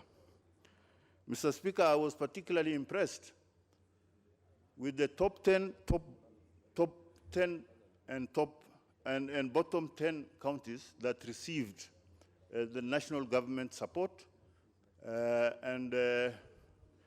I think the members of this House would be also very keen to be able to get the list of who actually receives the biggest amount in terms of the national government projects. Mr. Speaker, this is very critical because our counties, we always hear a lot of negative information about how much Mandera County, for example, is receiving from shareable revenue. But from the 85% that is left with the national government, Mandera County only receives 2.1 billion. And that is, I think, a World Bank funded road, which is now underway. Mr. Speaker, I think it will be fair for the Budget Office to be able to supply us with the distribution of the 85% resources that are often with the national government, so that we can be able to engage different ministries and get what is rightfully for our counties. Thank you very much, Mr. Speaker. Honourable members, if you promise to take 2 minutes each, so that then I don't, because there's no resolution on this, honourable members. 2 minutes, because there's no resolution, so that we can now go to business. But this is important because it really touches what matters to the people you represent. But I think it's important that we begin to appreciate the need for us to do more than we are doing. Honorable Bunyasi. Thank you, Mr. Speaker, sir. I'll try and go straight to the point. Thanking the chair of the Budget Committee, which is our committee, and for those who are able to come. Mr. Speaker, sir, in the spirit of highlighting going forward what some of the most critical lessons we are learning from these discussions we are having is the issue of public debt. That I think the House needs to be alert that public debt is not just approved when there is a formal request before the through the Finance Committee to Parliament, but also as we approve the budget. If we approve a budget with a huge implicit deficit, we are essentially saying we will want this budget implemented. It includes a deficit which will have to be borrowed, and the borrowing can then take place. I think that we need to be a lot more critical on the revenue estimates. I think KRA has been getting off the hook, or Treasury has been grandfathering them for too long. I think we need to look very critically at their performance levels and get the budget to get the numbers of revenue that are most likely, the high probability of success. I think the numbers that we use now have huge disparities of running to hundreds of billions sometimes. 200 billion is not unusual, 300 billion in 1 year or more. And these all end up being funds that will have to be borrowed during the implementation. I support strongly the idea of that quarterly implementation review using the Office of Budget Controller, but also using numbers from our own budget office, because I think they'll be more detailed, more suited to our need. Thank you, Mr. Speaker. Honorable Pukose, no, yeah, Honorable Pukose, yes. Thank you, Honorable Speaker. Honorable Speaker, I also was present in that meeting as clearly stated, and I want to support the statement by the Chair Budget. Honorable Speaker, one of the things, as Honorable Punyasi has put it, is the issue of public debt, which this House gives Treasury a blank debt, a blank check. I think this is very important that we recognize when we pass the budget in this House with the budget deficits, where it is indicating down there, -6, -3. What essentially we are doing is we are giving Treasury a blank check to borrow without coming back to this House for approval. And that is what is getting us into the public debt in which we are in. Honorable Speaker, during orientation, normally we have the Speaker's roundtable. And the members this time felt that during this Speaker's roundtable, members felt that we will need the issue of budget. During Speaker's roundtable, Honorable Speaker, members felt that we'll need the issue of budget to be brought out as one of the agendas that members can look into. And as Honorable Kimunya puts it, members at times we are more concerned about the input, but in terms of activities, in terms of the output and the impact, members might not be able to understand it. So this is important that it be included in the Speaker's Roundtable so that the whole of Parliament are oriented on this matter and thought about it. Thank you, Honorable Speaker. Mboko Milemba.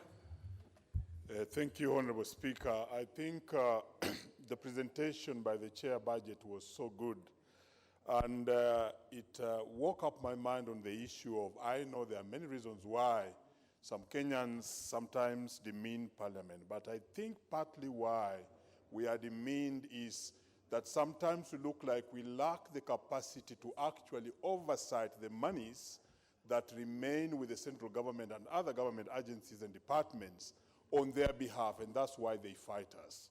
So this discourse is very good for us.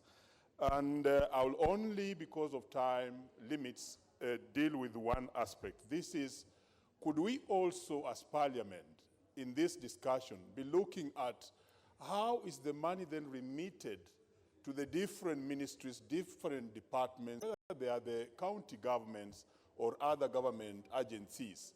This money is remitted, a lot of it, towards the end of the financial year. And that leads to terrible wastages that those line ministries just involved in, like getting into seminars, and other quick fixes in order to look like they are consuming the budget when the whole year has ended. As we speak now, Honorable Speaker, and like Honorable Mbada alluded to, 3 months have ended and we are not spending the money. Then last minute, all the money will look like it's coming and leading to wastage. Currently, the Kenyan budget is way over 10 trillion. And the GDP is way over 10 trillion. But the budget is about 3 trillion. I was trying to talk to some economists who told me even we could scrutinize this budget properly. Do we really have the capacity to consume 3 trillion in 12 months? It could just be a budget of wastage. Honorable Kosing. Speaker, I thank you for giving me this opportunity. And again, also to thank my colleague who have just visited me, Chair Budget, for bringing up this issue. And particularly, Chair, Speaker, when he mentioned this idea of doing review every quarter. What will achieve, Honorable Speaker, which is very fundamental, and I think it's better for the people of Kenya to hear this very fundamental, Speaker, is a new thing which is coming in Treasury, which they are calling it budget review. You know that budget review, Honorable Speaker, because budget is about the people, and representatives of the people are in this house. The Constitution has given us power to make budget, but they have introduced something to actually alter budget using the term they call it budget review. In other words, Honorable Speaker, what might happen is that what the House passes on behalf of the people gets itself in Treasury, and some mandarins in Treasury can actually erase that project, Honorable Speaker. That is terrible. It means, Honorable Speaker, then that the power given by the Constitution to this House to make budget, and budget is political process, then it's eroded, Honorable Speaker. Then a few people give themselves power of parliament to review budget. And then you know what they do? They bring it as a supplementary budget, because they have erased your project. And particularly being chair of transport, Honorable Speaker, in terms of roads, you might have a lot of roads for these honorable members and the people of Kenya. Then eventually it has been passed on the floor of the House. And during revised, you see that that road has been erased. Honorable Speaker, there is nothing important as this review, because that will take care of that or cure that problem of trying to remove roads, Honorable Speaker. So I really thank and that we maintain so that then they know that we'll keep them on check. I thank you, Honorable Speaker. Honorable Undo. Thank you, Honorable Speaker. I stand to support the report by the Chair, Budget and Appropriation Committee. I also stand to hear some member of the Trade Industry and Cooperative, and where manufacturing is one of the key agenda in the Big Four agenda. It's always unfortunate that the department, the manufacturing sector, is underwhelmingly funded to an extent that the Big Four agenda dream through manufacturing might never be experienced or might never be actualized. Honorable Speaker, I sincerely support and I hope the Parliamentary Budget Office and other donors will develop a framework or a tool to enable us monitor the performance of the budget over the year. Like typically elsewhere, we would have key performance indicators that are both financial, operational and performance, and non-financial, that will essentially enable us to track the implementation of the budget. More importantly, the question I continuously need to ask, what is the multiplier effect of the budget implementation on the economy of the people of Kenya? To what extent have we generated employment? To what extent have we increased per capita income? To what extent have we improved the general welfare of the people of Kenya? It is high time that Parliament plays its role, because the general joke outside there that we simply come to earn allowances, we simply come to abate corruption, that we are not able to nip corrupt practices in the bud before they actualize. Thank you, Honorable Speaker. Pokaluma. Thank you, Mr. Speaker. Mr. Speaker, budget making is the most important function given to this parliament by the Constitution.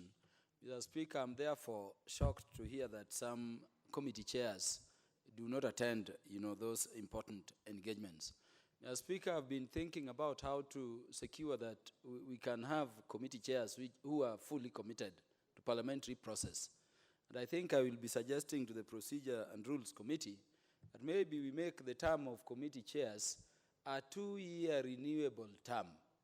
Because the situation we have under the standing orders is that the only way you remove a chair once elected is through removal. And you may not want to take a colleague through that embarrassment. if we put 2 years renewable term without limit, I think the chairs will take their place of privilege and push to serve harder. Mr. Speaker, there is need to clearly define the role of departmental committees around budget. Many are the instances, Mr. Speaker, where you make recommendations in terms of budgeting within the departmental committee, only for them to be changed by the Budget and Appropriations Committee without reference. Many are the instances, Mr. Speaker, where people or agencies under the charge of a departmental committee will reach there, and they are asking you whether they should be serious in budget making before the departmental committee, or they take those issues to the budget committee, and it diminishes that role of the committee which, understands better, that particular departmental committee under their charge. So there is need for clear delineation. Mr. Speaker, it is being said that we largely, budget corruption in our country. And my concern, Mr. Speaker, in addition to budget oversight, is that we need to look at how to strengthen the role of Parliament around budget. The budget policy statements and the budgeting process reaches Parliament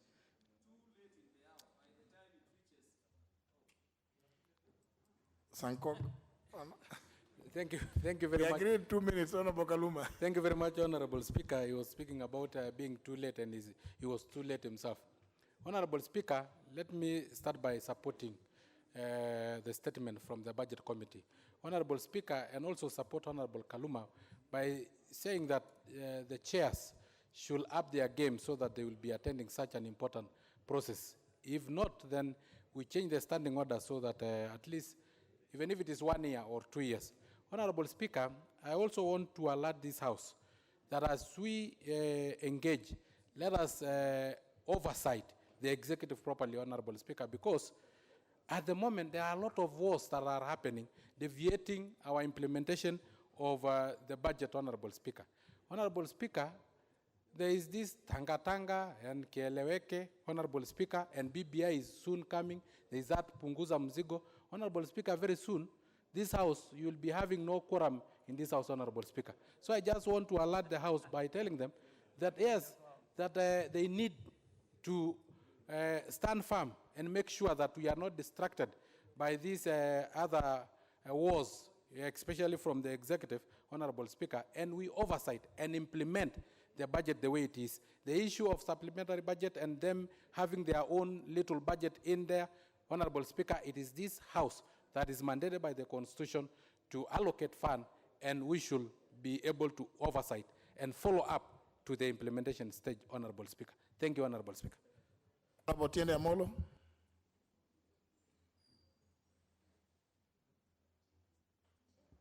Mr. Speaker, I support the chair of the Budget Committee insofar as urging chairs of committee to participate. Chairs of committees must know that the voice of the people in the budget-making process is heard through their representatives, sometimes as presented in the committees. I also urge, and the chair is not listening, that that committee should listen more to Parliament and less to the executive when it comes to budget making, because ultimately it is Parliament that makes the budget. Lastly, Mr. Speaker, on how, which authorizes you, Mr. Speaker, to prescribe such place as may be appropriate for such persons invited to stand for us to question them if it is need. I suggest that because of the bar of this House is too far, you may designate what used to be the judge's row as one such place, and we make an example of any one individual who may be summoned to answer to Parliament. Thank you, Mr. Speaker. Member for Kwanza. Thank you. I want to thank this take the opportunity to thank the chairman of the budget. And Chair, I think the problem, Mr. Speaker, is that the committees are there, they come up with the budgets, and midstream, somehow the budgets are actually cut without due reference to what the budget committees have done.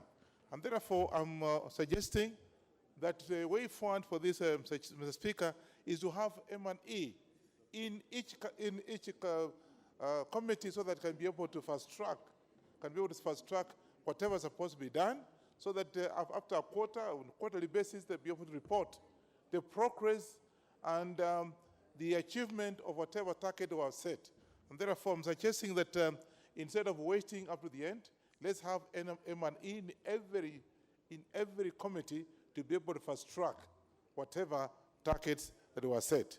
And lastly, when the committee again invites a chairman, let's have somebody resourceful from the particular committee to be able to accompany the chairman to be able to come up with whatever resolution that have been passed, because we've had cases where the chairmen have gone, and at the end of the day, the chairman will not be able to know as a committee what has been discussed. I thank you. Finally, Mutua Barasa. Thank you, Honorable Speaker, for giving me this opportunity to contribute on this very important matter. I think, Honorable Speaker, that this House needs some kind of an oversight framework so that various committees can clearly oversight how government spends the money that we give them, Honorable Speaker. Because the oversight activities that are being done within the committees solely depends on the creativity of the chair. But if you have a chair who feels like is an extension of the executive, then there is nothing that will happen in terms of oversighting, Honorable Speaker. I want to see a scenario where state agencies will appear before the committees to explain how they spend the money that were given in the last financial year before appearing to request for more funds. And even the committee moves around to appreciate the projects which the state agencies may say they have done using this money, Honorable Speaker.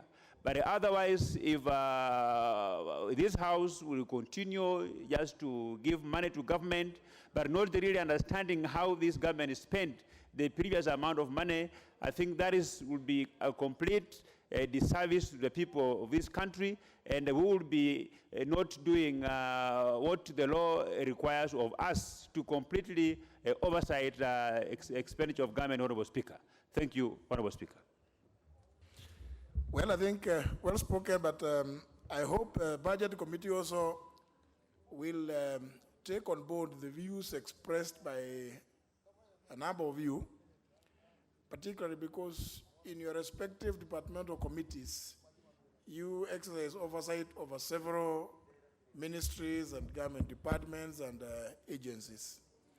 And therefore, you are best placed on behalf of Parliament to suggest how to deal with the budget issues affecting those ministries.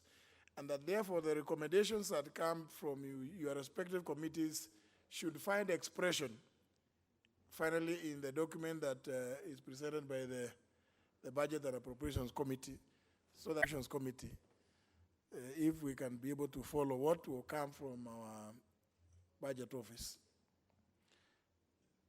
Very well.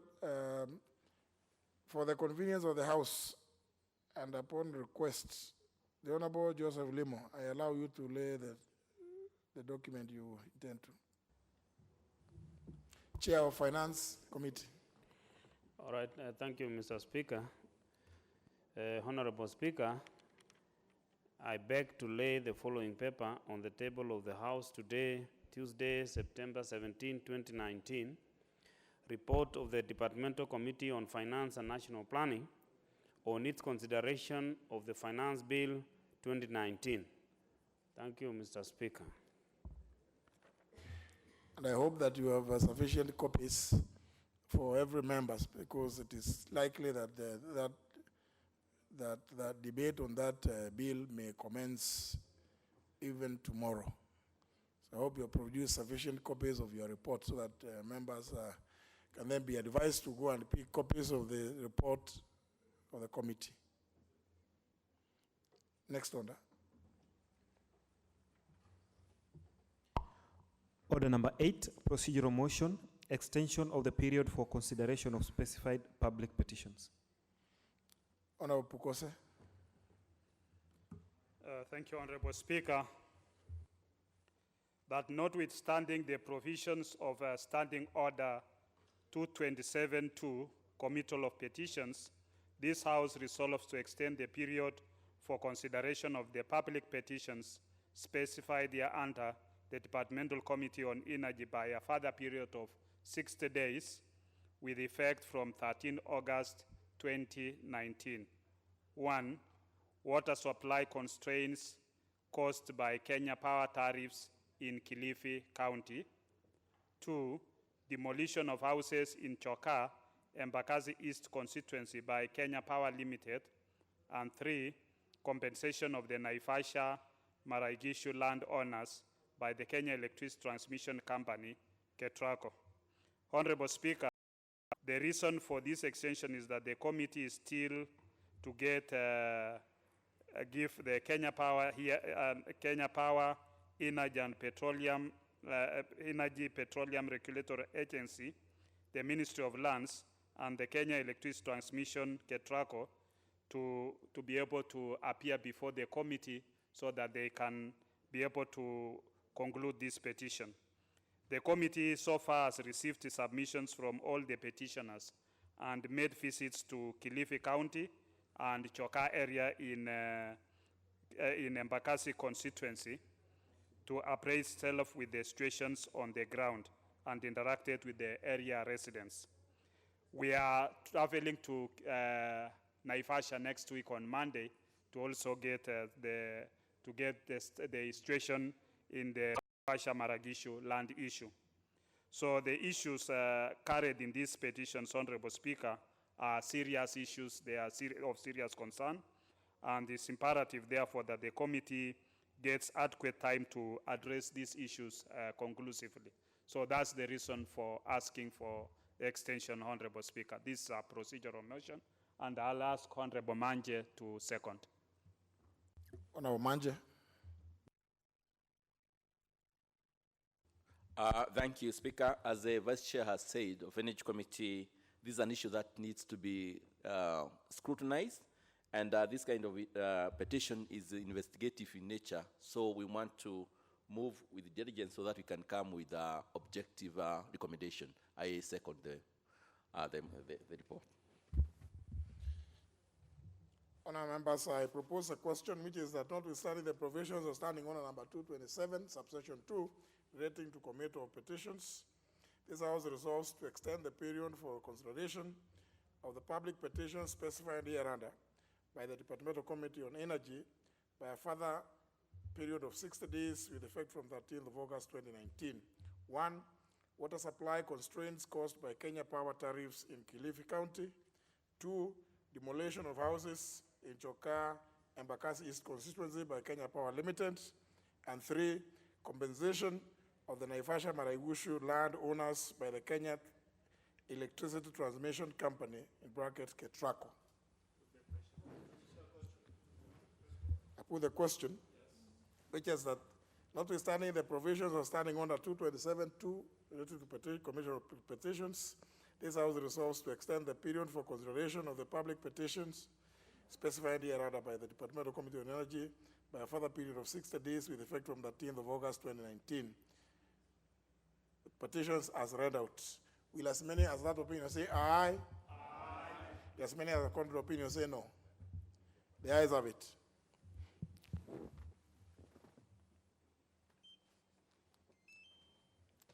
Next order. Order number 9, Committee of the Whole House.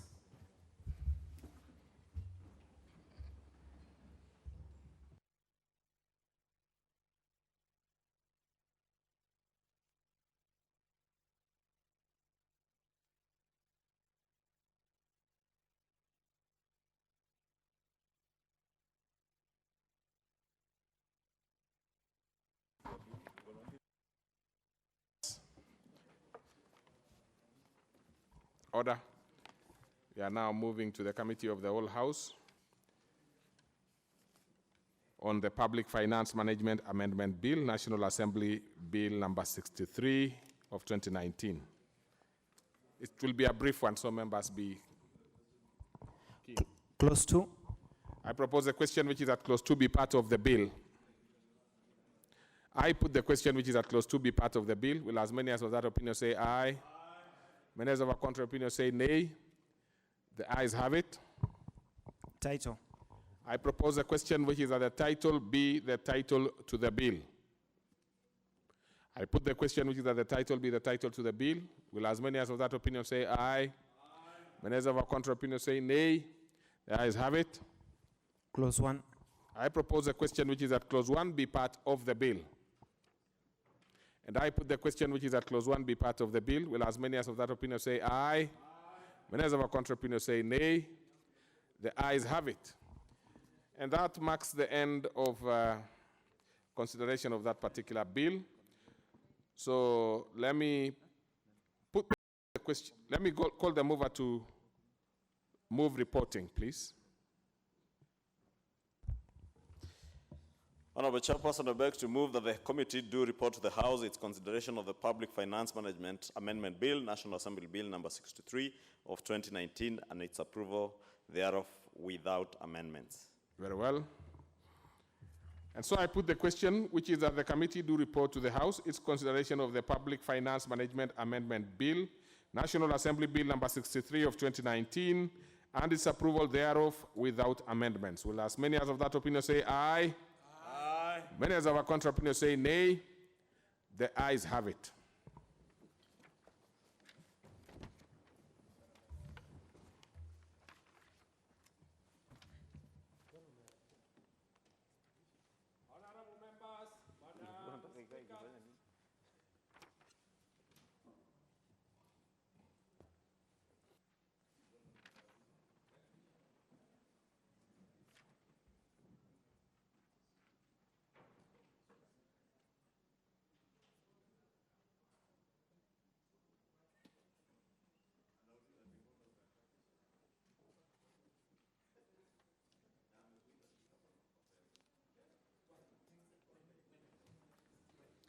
Honorable Chair. I thank you, Madam Speaker. Honorable Speaker, I beg to report that the Committee of the Whole House has considered the Public Finance Amendment Bill, National Assembly Bill number 63 of 2019, and approved the same without amendments. The mover. Honorable Speaker, I beg to move that the House do agree with the committee in the said report. I also request Honorable Kimunya to second the motion for agreement with the report of the Committee of the Whole House. Madam Speaker, I second.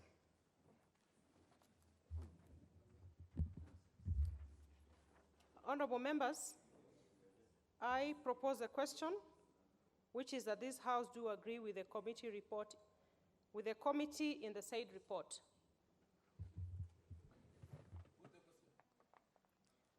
Honorable members, we shall defer the putting of the question until the next time it comes back on the order paper, and we shall move to the next order. Order number 10, motion, ratification of the Beijing Treaty on Audiovisual Performances.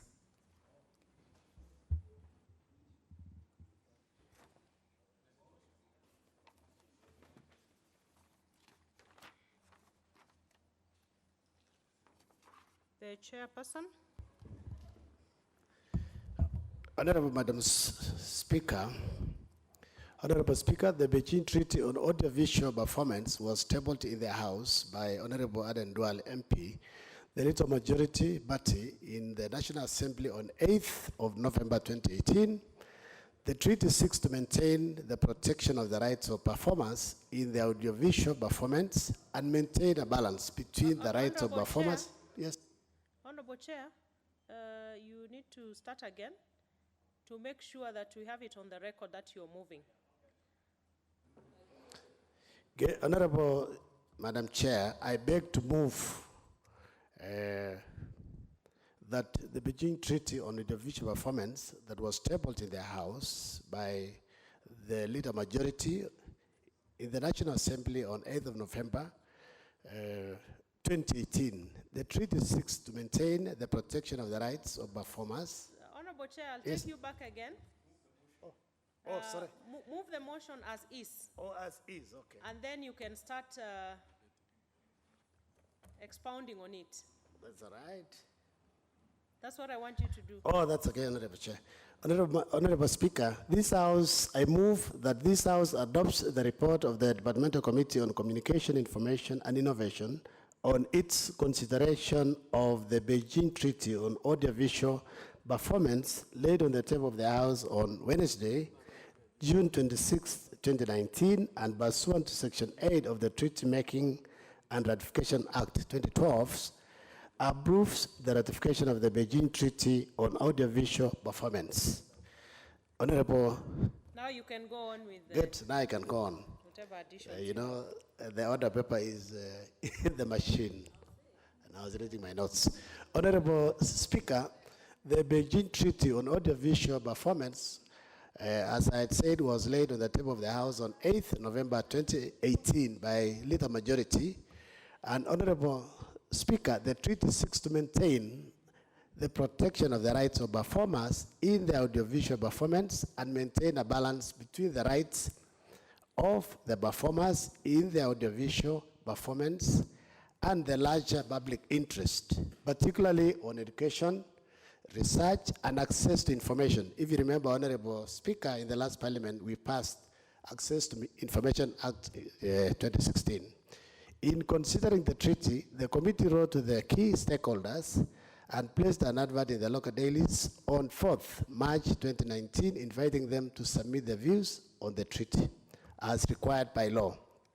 Thereafter, Honorable Speaker, the committee held a one-day retreat where it met 4 stakeholders to consider the submissions as incorporated in this report. A total of 5 memoranda were received from Kenya Copyright Board, Kekobo, Content Developers and Intellectual Property Trust, Creative Economy Working Group, Kenya Actors Guild, Performers Rights Society of Kenya, and one Mrs. M.S. Angela Ndambuki. Honorable Speaker, the treaty, the Beijing Treaty on Audiovisual Performance, is a multilateral treaty which regulates copyright for audiovisual performance and expands the performers' rights. As content is increasingly audiovisual and its performers' rights and its exploitation globally. The absence of a specific World Intellectual Property Organization, WIPO, treaty acknowledging the rights of performers in this field was felt to be an anachronistic and unfair anomaly. The Beijing Treaty carries the recognition that all performance of literary and artistic works or expressions of folklore deserve to be protected, regardless of the nature, thus setting the record straight. Last, and encouraging countries to amend their respective intellectual property provisions accordingly. The treaty was adopted on 26 June 2012 by World Intellectual Property Organization's Diplomatic Conference on the Protection of Audiovisual Performance after 20 years of negotiations. You can imagine, Honorable Speaker, it took that long to negotiate for this treaty, over 20 years. And since that time, it's only about 26 countries that have adopted, and we need a minimum of 30 for 26. Kenya will be the 27th country. The Kenya signed the treaty and the process of ratification began immediately. You can imagine it took us also 7 years from 2012, basically the 10th Parliament, and we're now in the 12th Parliament. The Beijing Treaty will become legally binding only once it is ratified by 30 eligible states, including countries or certain intergovernmental organizations. I believe, Honorable Speaker, lobbying is required for this treaty so that we can reach the 30 countries for it to be effective. Honorable Speaker, the committee, having received both written and oral submissions from the public and other stakeholders, observes that the ratification of the treaty will enable the Kenyan actors and performers to earn royalties from the performance exploited abroad. Currently, they only earn locally, which basically they are also really exploited. They don't earn what they deserve. Luckily, last week we were able to pass the Copyright Amendment Bill, and I believe the President signed it this morning. Second, Honorable Speaker, expand the scope of exploitation of audiovisual works to new environment in the digital world. 3 is boost investment by encouraging effective and well-enforced copyright and related rights legislation which will be conducive to the development of balanced framework. Honorable Speaker, develop and maintain the protection of the rights of performers in their audiovisual performances in an effective and uniform manner. Provide a basis for the implementation of a policy on performing rights in Kenya, as well as how they should be effectively managed, whether through collective management organizations or otherwise. In the law that we just passed last week, Honorable Speaker, we said CMOs, what we call collective management organizations, will be collecting these rights, or they can do it individually. Offer performers deeper protection on digital versions of the works. This will strengthen the demands upon internet service providers and digital platforms to offer enhanced protection to the artist on the works online within Kenya. I know if you listen to the Skizzer tunes and the others, the performers are actually crying that they are not getting through value for the works. We believe when this law is, this treaty is passed, they should be able to get through value for their works, both internally and externally. Honorable Speaker, the committee therefore recommends that pursuant to Section 8 of the Treaty Making a Ratification Act, the House approves the ratification of the Beijing Treaty on Audiovisual Performance. Honorable Speaker, I move and ask the Vice Chair of the committee, Honorable George Karaoke, to second this motion.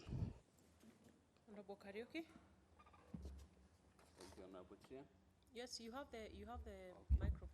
Thank you, Honorable Chair.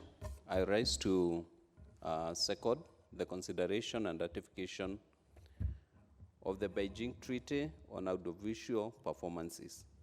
Honorable Speaker, the ratification of this treaty will greatly benefit and protect our artists' rights.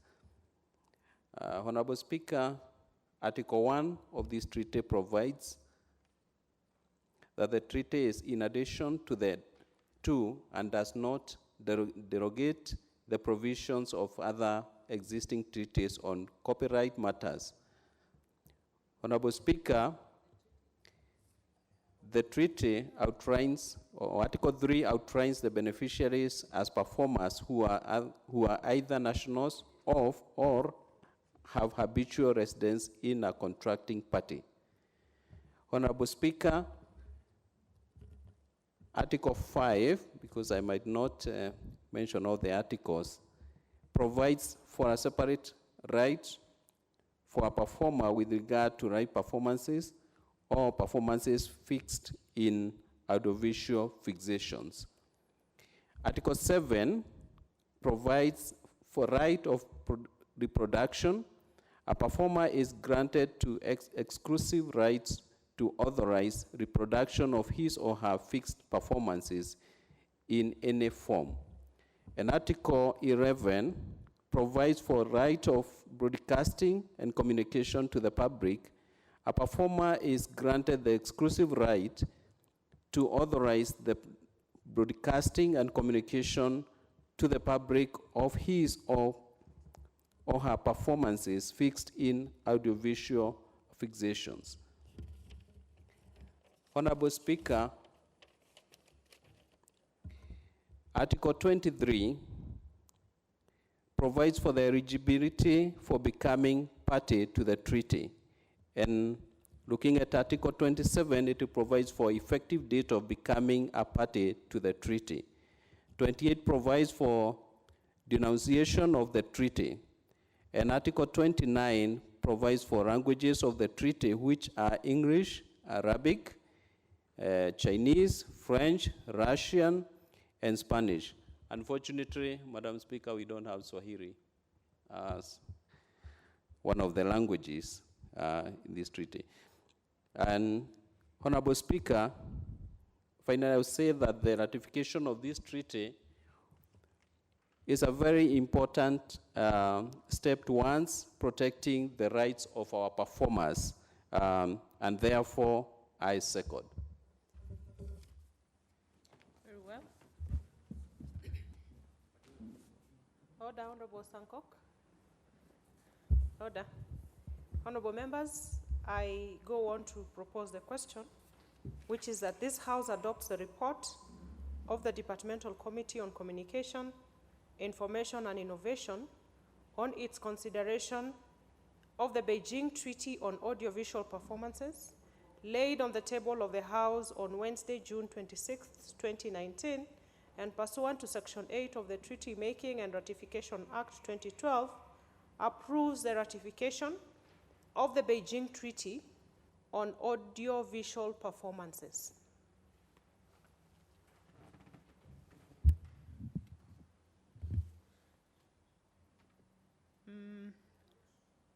I can see the people at the top of my request list. I don't see them here.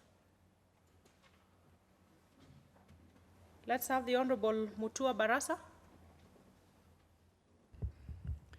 Thank you, Madam Speaker, for giving me this opportunity to support this report. It is indeed a very good report, and I want to take this opportunity to really thank the Chair for having developed such a conclusive and insightful report that will go a long way to assist artists in this country, Madam Speaker. Madam Speaker, if there is any industry that had been deprived of its rights and completely impoverished, it's the film industry, the artists, Honorable Speaker. These are people who never benefit from their own industry, Madam Speaker, and I think this report is going to assist the Kenyans who are artists, Madam Speaker. But even as I hail this report being one of its own kind and hopefully being one of the best reports, Madam Speaker, I must raise a concern in terms of implementation of such reports, Madam Speaker, that this House should not be taken for a ride going forward, that every report that is tabled and adopted, government agencies must be able to implement such a report so that Kenyans can enjoy the fruits that comes with implementing the recommendations that are contained in this report, Madam Speaker. So this is very important, that this House has approved very good reports that are gathering dust in some shelves of government cabinets, Madam Speaker, and I really want to urge the Committee on Implementation to follow up on the very many reports that this House has adopted, Madam Speaker. By so doing, we will be appreciating men and women from this House who travel far and wide, who spend most of their time, Madam Speaker, coming up with such similar reports that are very beneficial to this country going forward, Madam Speaker. And it will be, I would want even to see a scenario where the chair of implementation reports back to this House on how many of such reports had been tabled and approved on the floor of this House, and how many of those reports had been fully implemented by government, and those that the government has not implemented. We must be given sufficient reasons, because we cannot be wasting taxpayers' money. We cannot be wasting our time as a House to come up with such good reports, Madam Speaker, but nothing good comes out of it. The beneficial of this report is not just tabling and approval, but it's on the implementation part of it, Madam Speaker. And I want also to urge the other chairmen of the committees to follow the footsteps of this committee, because this committee has been tabling really very good reports on the floor of the House. They let them go and benchmark with what this committee is doing, so that we can begin to restore the public confidence that this House is a representative of the people, and whatever comes out of this House must be seen to improve the economic well-being of Kenyans, the social well-being of Kenyans going forward, Madam Speaker. With these very few remarks, I support and really appreciate this committee for doing a very good job for coming up with this committee. Thank you. Well said, Honorable Barasa, and indeed, the House is of Parliament. Should not be reduced to a talk shop. And I can see some chairs here. And I know the chair of implementation has been having quite a number of sessions with various agencies of the executive. And it's a very important committee. I'm sure Honorable Kisang knows the procedure under Standing Order 209. Once this report is prosecuted in the House, there is a duration of time within which the respective executive agency should take it up for implementation. And I'm sure the chair implementation, with the record we have here, and Honorable Kisang will pass this on, that this and many others should be taken up for implementation for the business of the House to be taken seriously. Let's have Honorable David Sankok. Thank you very much, Honorable Madam Speaker, for giving me this opportunity to support such an important treaty. Honorable Speaker, let me start by commending the committee for having done a thorough job. Honorable Speaker, you know, in the past, whenever members of Parliament travel, sometimes in such trips like benchmarking, they only see how much we spend outside there, but they don't see how much we learn and how much we come and implement in this House.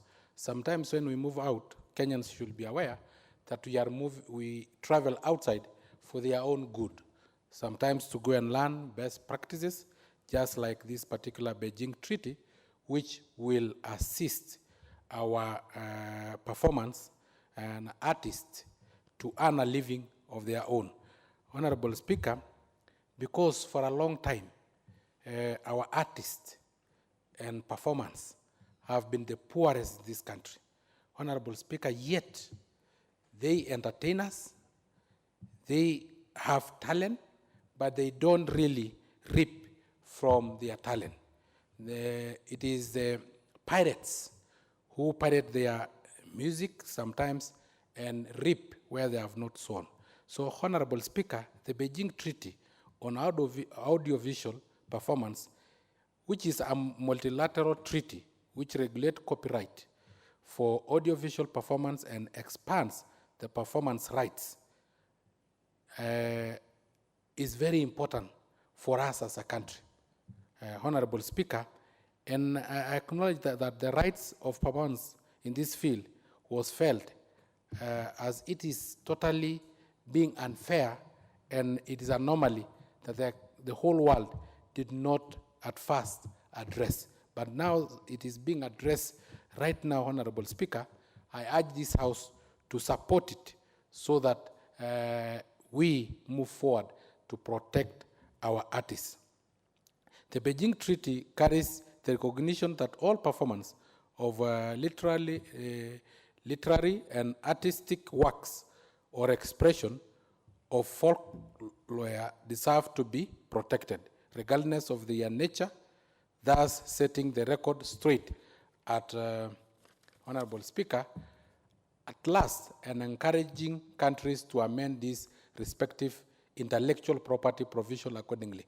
Honorable Speaker, I know in this country we have a bit, and we have not implemented fully the Intellectual Property Protection Act, Honorable Speaker, but if we rectify this treaty, we'll be demonstrating it into our own laws, Honorable Speaker, and it will be up to the implementing agencies to make sure that they have implemented.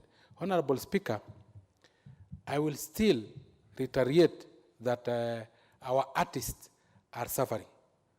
There are people who are reaping huge profits by pirating their musics, by pirating their arts, Honorable Speaker, and those with talent are let down, Honorable Speaker. And times, you find that they will have been role model. There are people who will have emulated them and develop more talent in this country, Honorable Speaker, which could even be a foreign honor to our own country, Honorable Speaker. But because they are living in abject poverty, no kid, no parent will allow their kid to be an artist. No kid will tell you in high school that they want to be artists in future, Honorable Speaker. But if we protect our artists and performers, Honorable Speaker, then you will find parents encouraging their children to exploit their talents. And Honorable Speaker, we are aware, we cannot all of us become doctors. We cannot all of us become engineers. We cannot all of us become farmers or members of parliament. Because Honorable Speaker, if then we become all doctors, who will be treating who? If you become all farmers, who will be buying the farm produce, Honorable Speaker? If all of us become legislature, who will be legislating to who, Honorable Speaker? And that is why we really need, as we move to the new curriculum, the new primary school curriculum, our new education curriculum, Honorable Speaker, it is good because this curriculum is trying to exploit the talent of various pupils, Honorable Speaker. And if we can be able to learn that some kids have talent in artists, have talent in music and so on, Honorable Speaker, it's high time we start protecting them before they start graduating. Because what we have now, the curriculum, the education curriculum we have now is a curriculum that will bring out various talents from our children, Honorable Speaker. And then we don't protect those with talents, like the artists and musicians and performers, Honorable Speaker, then we may be letting down our new curriculum, Honorable Speaker. So, Honorable Speaker, I still commend the committee for having done a good job and congratulate them, and I urge the whole House to support and also the implementing agencies to make sure that this particular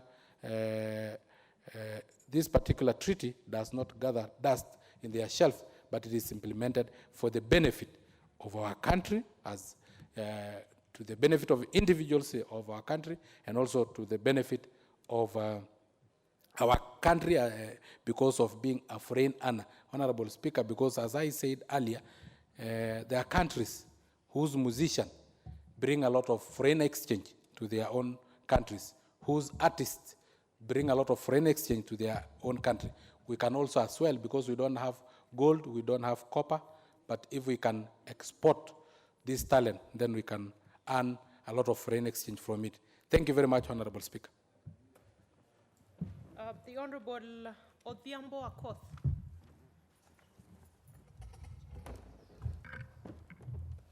Thank you, Madam Speaker, for giving me this opportunity. Madam Speaker, I wish to thank the Departmental Committee on Communication, Information and Innovation for this report on the consideration for ratification of the Beijing Treaty on Audiovisual Performances.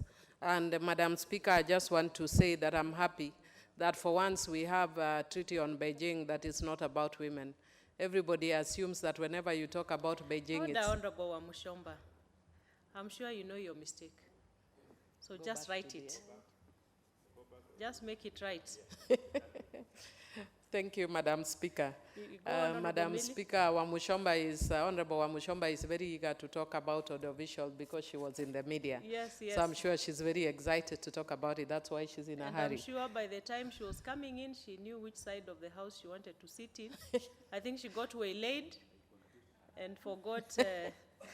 Oh, you're back to the other side. Yeah. Okay, you can do. I think the pool is contribute strong. From that side, whichever. Thank you, Madam Speaker. Madam Speaker, I was just saying that I'm very happy that at least for once we have an international instrument on Beijing that is not just about women. So Beijing is not just about women's rights. We can also have other instruments, international instruments that don't have to do with women. Madam Speaker, I have looked at this and I'd want to say that under the Article 256 of the Constitution, any treaty that is ratified by the country becomes automatically the laws of Kenya. So what we are basically doing now is making law. And I wish sometimes that members would understand that, because sometimes people think we are just doing a report. This is not report, this is lawmaking.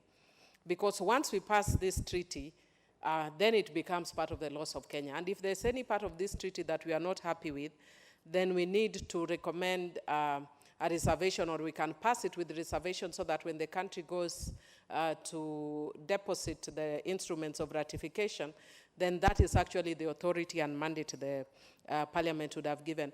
Madam Speaker, I want to say that this treaty is coming at a very timely. I can see that it was actually passed in 2012, and so we are still actually looking for signatures for it to come into effect. And Madam Speaker, I also therefore want to congratulate Kenya that we are giving it the push that takes it towards getting the necessary life that it requires. Madam Speaker, having said that, I've actually looked at it, and I'd want to say that it's also important for this country, especially in the digital era.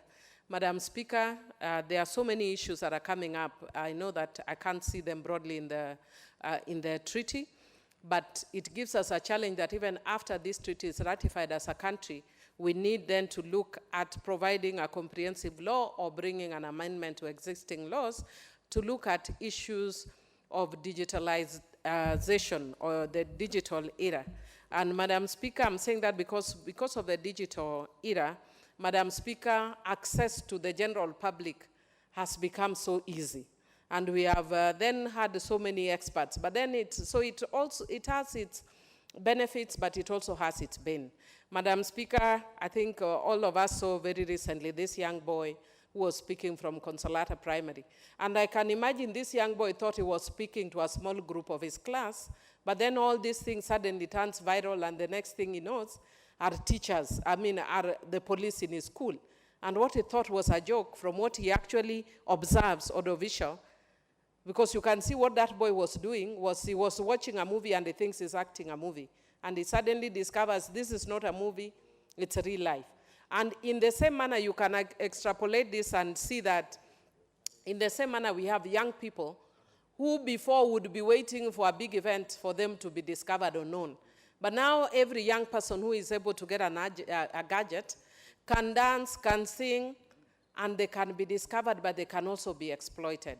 And Madam Speaker, I actually see that there's a part of the treaty that talks about moral rights. And when I was looking at it, it talks that it grants moral rights, that is the right to claim to be identified as the performer, except where such an omission would be dictated by the manner of the use of the performance, and the right to object to any distortion, mutilation, or other modification that would be prejudicial to the performer's reputation, taking into account the nature of the audiovisual fixation. And Madam Speaker, I think that is very positive, because what we know now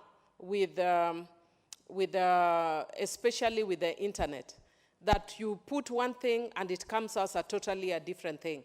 Like one of the women MPs was sharing with me something that I wrote on my Facebook, but by the time it is reaching the woman MP, it is a totally different thing from what I wrote, which is okay because then she can talk to me.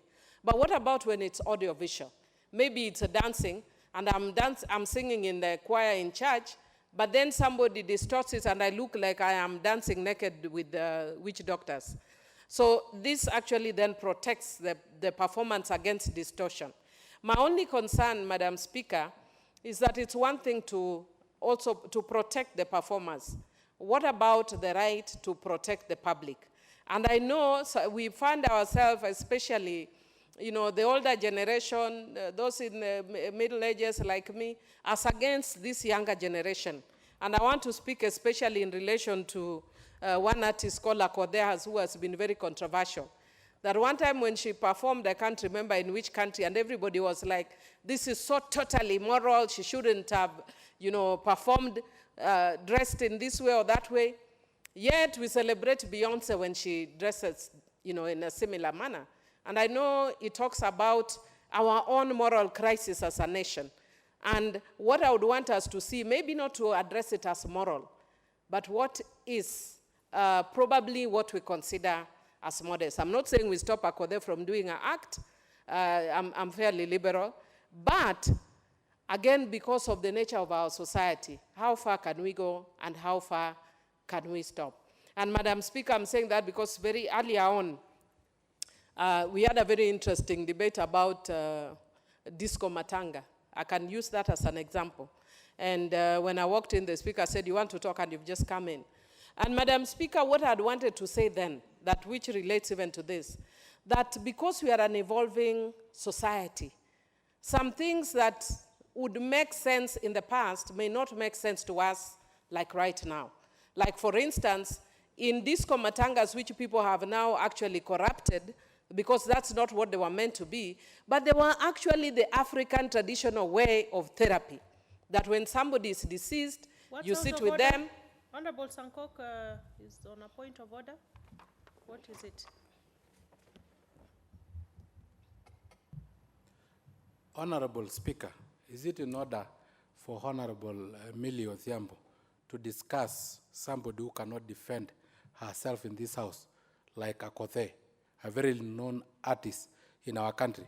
By the way, for your own information, tomorrow we will have lunch with Akothe here in Parliament. She's a very respectable lady and artist in our country. Thank you, Madam Speaker. I think Honorable Sankok was a little bit asleep when I was talking, and I want to tell him. Order. Yes. You know, he has raised it with me. So I did not hear any derogatory statement from Honorable Millie that would warrant, I think she's talking about giving examples of artists, unless you may need to clarify, because if it's anything that would put any individual who is not here on the defense, Honorable Millie, you know that would be not in order. But I think if I heard right, she gave an example of 2 female artists. Honorable Millie, clarify, just be clear. Thank you, Madam Speaker. I'll clarify. First of all, I would be the greatest defender of Akode because my home name is Akode. So we have a shared thing with her. But other than that, I think I love her free spirit. She's quite a free spirit. She's such a go-getter. She's a very strong spirit. So I support her. What example I was saying, that there was a controversy at one point. I don't know where she was performing. And it set the whole country on fire. Some people thought she had done semi-naked before her parents. Others were saying it's okay because even Beyonce does it. So what I'm saying is, as a country, we are actually at a point where we have to grapple with issues like that. And even though this treaty protects the moral right of the performer, it doesn't talk about the moral rights of the public, I guess because of all these challenges that we are facing, because what is moral to one person is not necessarily moral to the other. But then again, what we are saying is when we're having wardrobe malfunctions like Janet Jackson did, is it acceptable in Kenya, for instance, to have a wardrobe malfunction?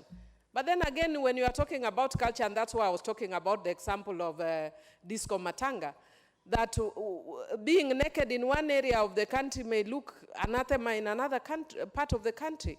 But where I come from, we all shower naked in the lake, and it's not a big deal.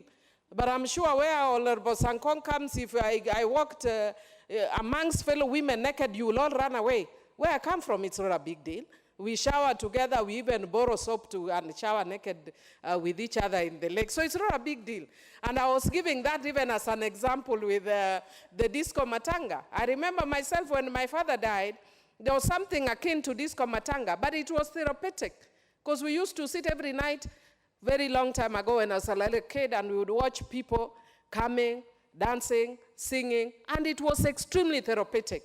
What we have done is we have modernized ourselves, removed the traditional norms, and left nothing in their stead. So that when somebody is bereaved, what do we do to them? That's why we even have mental illness cases that are on the rise. People are committing suicide because they can't cope. And there are no disco matangas to help them cope.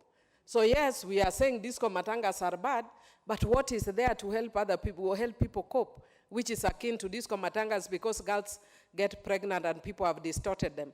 So Chair was giving that really just to talk about the moral dilemma that we are facing as a country, that even when we'll be bringing a law to domesticate this treaty, that we need to find a balance that acknowledges that people are getting extremely innovative. Chair, part of my exercise regime is dancing. And every day I learn a new dance. Sometimes it's Vimbada. Vimbada, they have their own dance styles. Inama has its own dance style. Some of them my age doesn't allow me to do now. Some my age allow me to do. But Chair, what I'm saying is from this treaty, every dancer that brings a new style can now be guaranteed that will protect their new dance styles. But again, Chair, when you are talking about intellectual property rights, maybe we'll be saying, do you then have a right to a specific dance style? Because if we go to some of those styles, like I know first there was a dance style that came when I was much younger called metal. Then it came back as break dance. Then now when we are looking at East Africa Got Talent, I saw some young people doing it using another name. So now those are the things that we'll be looking at when we are domesticating this treaty. Otherwise, Madam Speaker, it's an excellent piece of legislation. And I thank the committee because they've been doing a very good job, and this evidence yet again of another good job. Thank you, and I support. I think the Honorable Sankok might be suffering from culture shock. Also that the Honorable Millie is quite artistic and a performer. And I think what she's trying to say is to make sure the performers and artists are protected like herself. She's a good dancer. I have seen some videos which have gone viral on her. Luckily, they were not distorted. But to make sure we have this protection, and maybe you should do some benchmarking in Suba so that some of these things which are happening will not shock you culturally, so that you are used to them. And of course, you know, the issue that Honorable Sankok is raising, as long as the statement is not adverse on the person mentioned or unfair, you know, a falsehood, we should be able to substantiate. But I think what Honorable Millie said on the artists is really fair comment and, you know, just to support her argument. Let's have the Honorable Kibiwot Meli. Thank you, Madam Speaker. I rise to support the motion of the treaty brought before us by the Departmental Committee on Innovation and Technology. Madam Speaker, this is a very important treaty, actually for us as Kenyans, as part of the international community. I say so because this treaty is actually trying to look at, to assist the audiovisual performance across the globe. As we speak currently, right now, Madam Speaker, a number of our local performers, especially our own creative young men and women, have actually lost their talent and their income to individuals who are actually praying, especially the people who do copywriting. I'm saying this because this treaty is going to address issues that touches on intellectual rights. When I look at this treaty, which was actually ratified, which was passed through in 2012, if we are going to make it part of our laws, especially for this country, as Honorable Millie has just put it, the performances of these individuals are actually immediately perform all people in the world, because of technology, because of YouTube, get to know of your performance. And a few people would get what you have done. It has taken you long to perform, and actually pirate it and sell it and get monetary gain, yet you yourself, because you have no means to do it, actually you don't earn a lot. When I look at the local artists, even today, our local musicians, many of them actually die poor. Yet most of the artwork, most of what they produce, most of the good things that they actually produce are actually earning other people that don't deserve a lot of money. When I look at this treaty, Madam Speaker, actually it does a lot. First of all, Article 3 outlines the beneficiaries of the performers who are either nationals or have habitual residence in a contracting party. We have performances by individuals in various countries.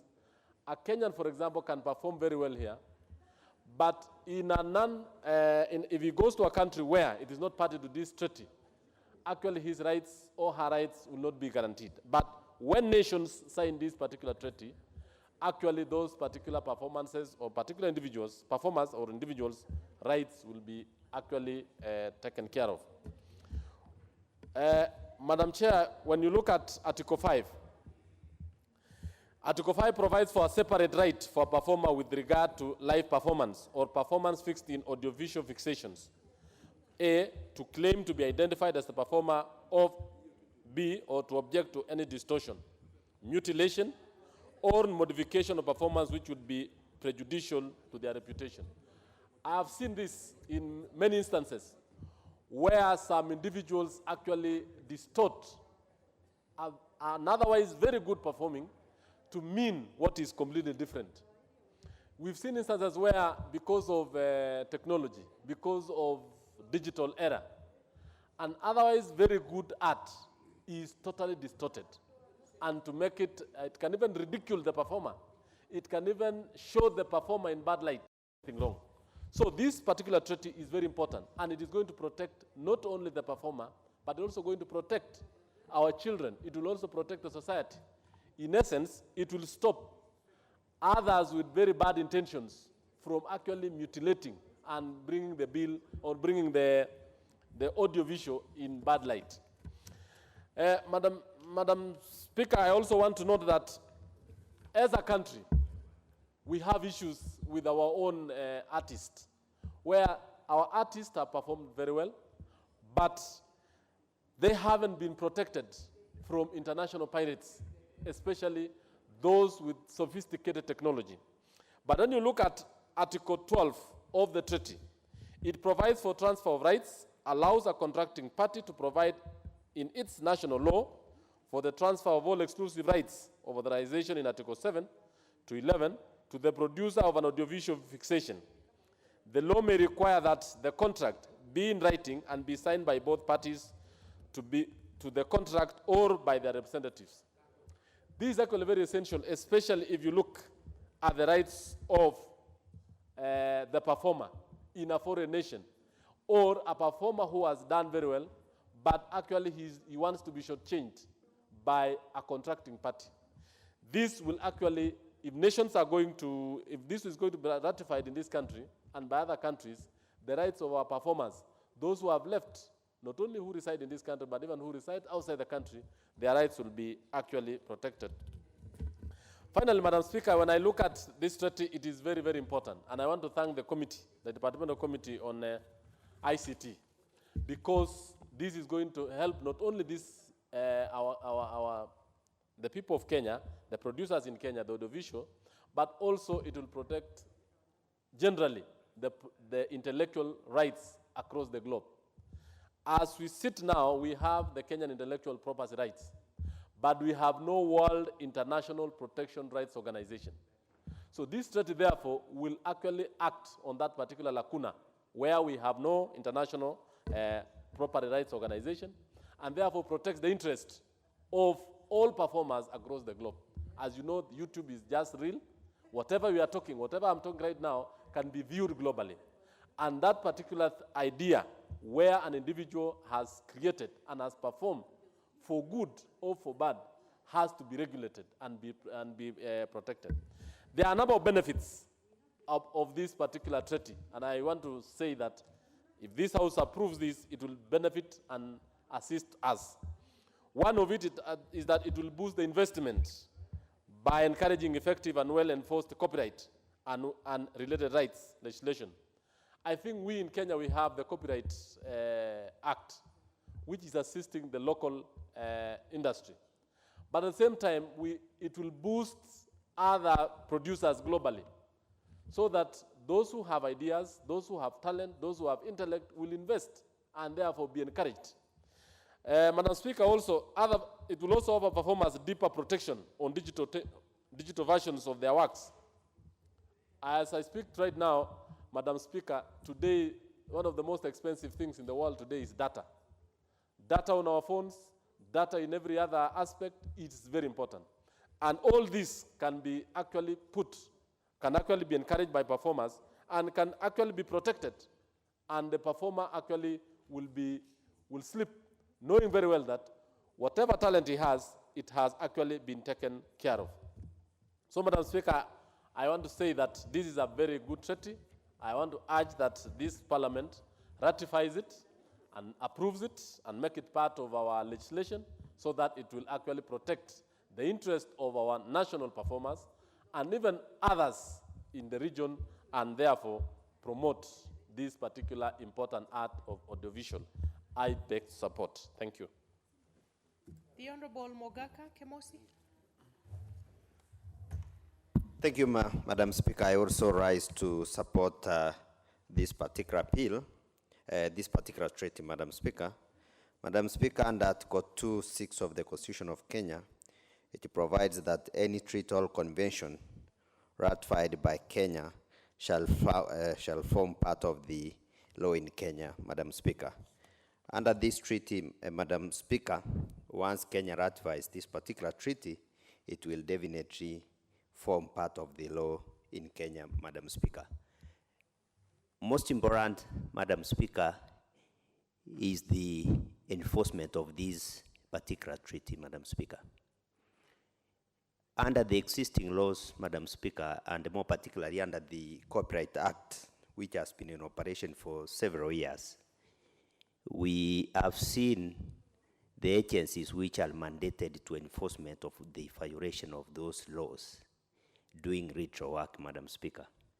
More particularly, when you talk about piracy, Madam Speaker, which is quite rampant in Kenya, where various artists have come up with some items, and Madam Speaker, instead of them being produced in original, you find that there is a lot of piracy. Time and again, Madam Speaker, we have seen various agencies, including the police, arresting the people who try to do the piracy. But much of it, Madam Speaker, these people end up being freed at the police stations. They never face the law in court, Madam Speaker, which could itself be a deterrent. Therefore, Madam Speaker, as we ratify this treaty, it will be most important that the respective agencies are able to implement the provisions of this particular treaty, because it will form part of the law in Kenya, Madam Speaker. The treaty as it is, Madam Speaker, grants performers various rights, and some of those rights are economic rights for their performance in audiovisual fixations, Madam Speaker. It also gives right of reproduction, right of distribution, right of rental, and right of making available their works which they produce in original form, Madam Speaker. Madam Speaker, the treaty will also have concrete and positive effects on all WIPO member states, both the developing and also developed countries, where Kenya is also included, Madam Speaker. In essence, to say, if indeed the works of performers are reproduced in original, then the country also stands to benefit in terms of development and economic development, because whatever works they do, they will also earn this country some form of revenue, Madam Speaker. The treaty further, Madam Speaker, grants performers moral rights, which rights give identification to the performer and the right to object to any distortion, mutilation, or modification of their works. Their works, if maintained in original, Madam Speaker, they will definitely benefit the performer and also benefit the country at large, Madam Speaker. Madam Speaker, most of the artists, they do their work, they perform, but all of a sudden you will find that people have already, mutilated, they have already modified, and even they are not able to earn the income which they could have earned if their works was produced in original. Madam Speaker, the treaty further obliges each contracting party to adopt it in accordance with the legal system. Each contracting party, in which Kenya is also a party to, must ensure that the enforcement of the treaty as ratified by Kenya is strictly adhered to, so that the culprits are brought to book. Finally, Madam Speaker, the treaty also has established an assembly of contracting parties to address matters that may arise from this particular treaty.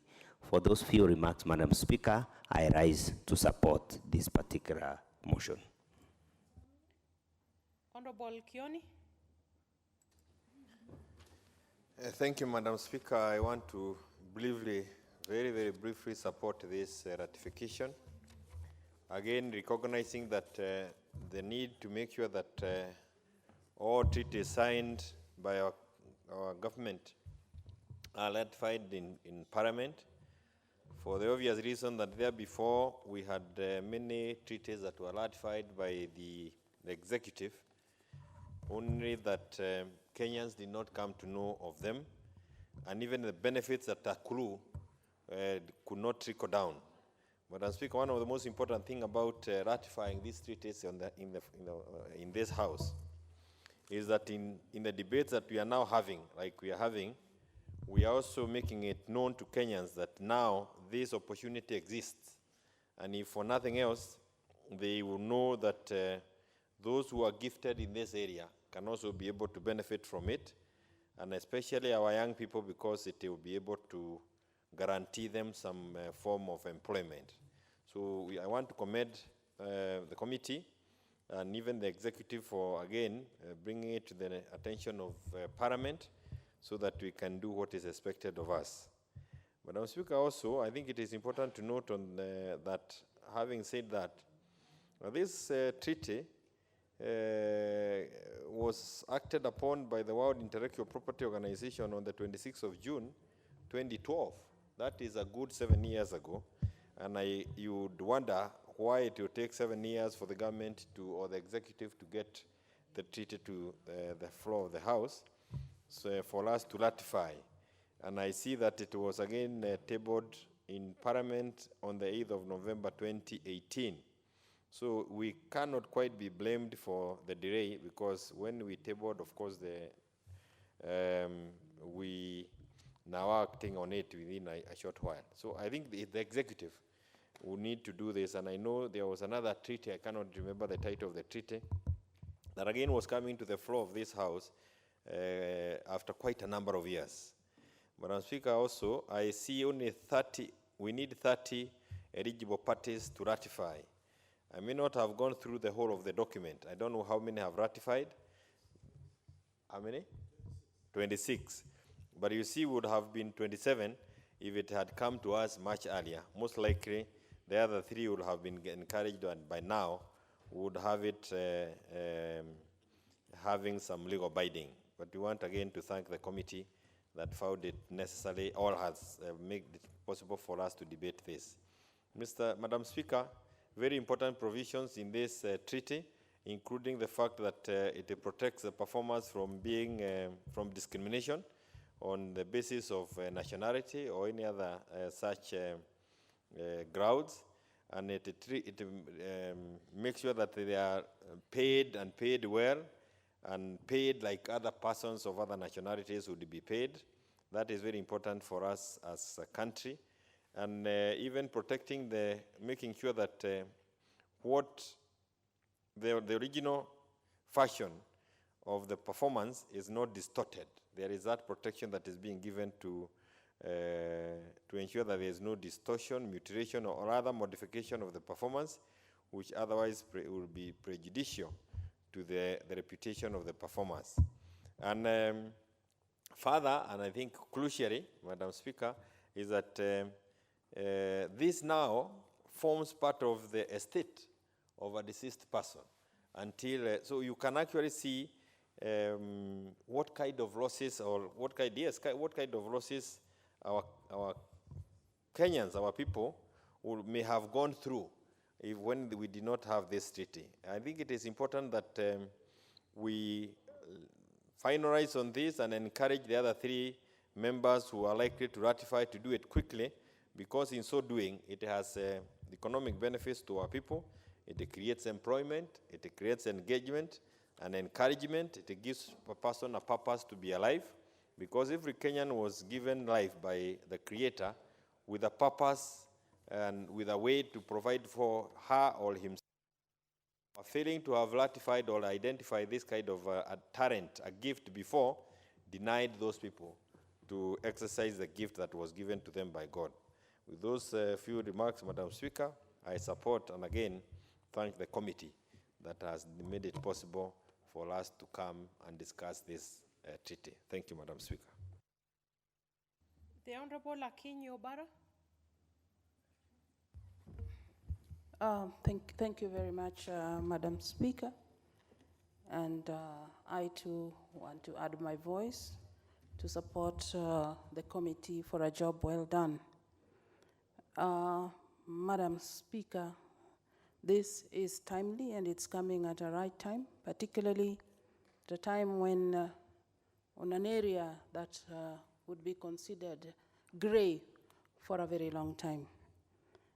I mean, we are not new in this house to the problems that our artists have gone through.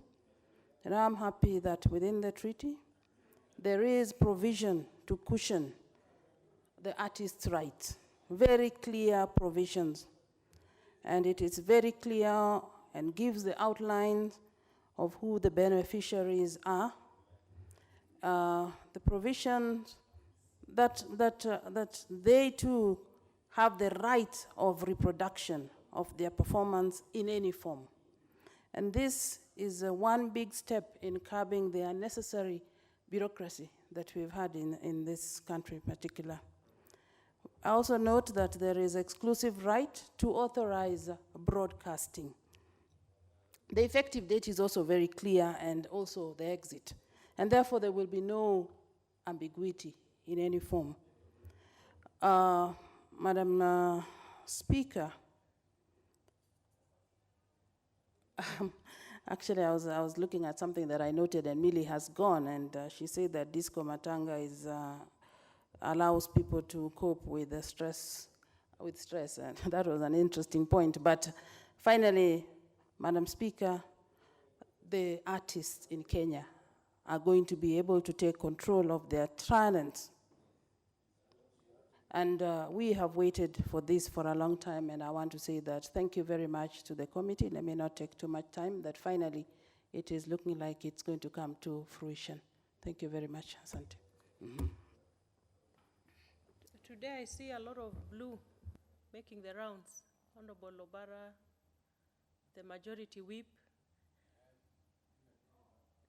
and yeah, and a few other members who left. It almost looks like there was a memo.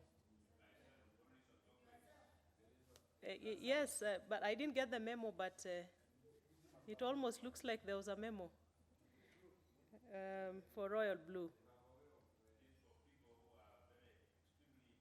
Even the Vice Chair of Justice and Legal Affairs Committee seems to have gotten the memo as she walks in.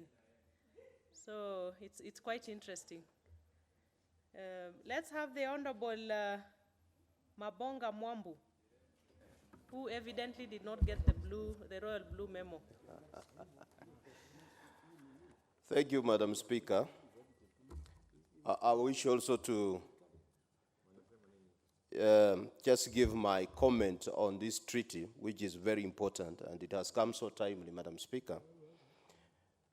I'm a member of ICT, Madam Speaker, and at times, whenever you sit with the public, you get to understand what most of the young artists and local artists are going through in the hands of the so-called managers or international people who are making business. This treaty, Madam Speaker, is very important because the local artists take hours, take days, and even at times years to come up with at least a content that can be earn them some employment, only to realize, Madam Speaker, that at times people come in between to take advantage of the poor local artists, and they make millions out of it. Just the other day, Madam Speaker, when we were doing public participation on data protection bill, there is actually a submission. You realize that there is young local artist, a young lady who was very creative, and the manager took advantage of actually the young girl and made millions of money out of the young local artists. So this treaty is very important. It's going to protect the creator of the content. It's going to ensure that what the person has struggled to come up with will enable that very person to at least earn a living, or for that matter, develop the talent that God has actually deposited in their lives.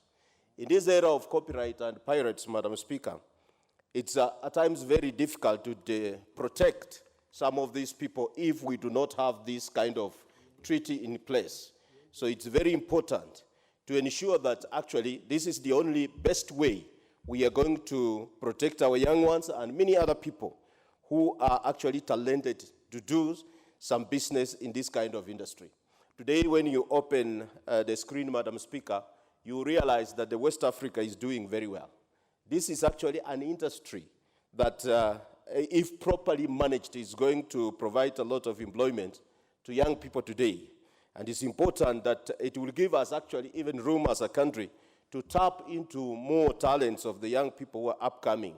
And also in the same manner, if we ratify this treaty, Madam Speaker, you realize that actually we have some local artists who are exploited on international stage. They do their work here, and once actually they get a privilege of probably getting out of the country through their own struggle and means, the developed partners tend to own whatever that belonged to the young people or upcoming enterprising local artists. Madam Speaker, this treaty is going to at least ensure that there is a proper framework of working. In other words, we will have proper management. And if we have that kind of proper management, Madam Speaker, with effective management, you realize that a person is sure that even if they spend hours trying to come up with something that is going actually to be beneficial to the society, they are very sure that even if tomorrow it's taken outside the boundaries of this region, the owner will always and remain respected, having been the original producer of the same content that probably may be earning an international outlook. So, Madam Speaker, this is a very important treaty. We need to look into it very fast. Other countries outside there, and even within the continent, they're ahead of us. So we've taken time to look at it and ensure that this House actually ratify this so that we make it part of our laws so that our young artists and any other talented young people are protected. Thank you, Madam Speaker, for giving me opportunity to also contribute on this noble treaty. I support.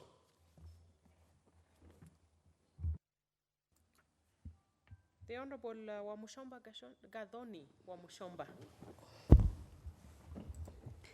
Thank you, Madam Speaker, for giving me the opportunity. Indeed, I have come running because I was not in the House, but when I realized that this treaty is being discussed this afternoon, I made every effort to be here. One, because I belong to the committee that was handling this matter, that is the Information, Communication, and Innovation.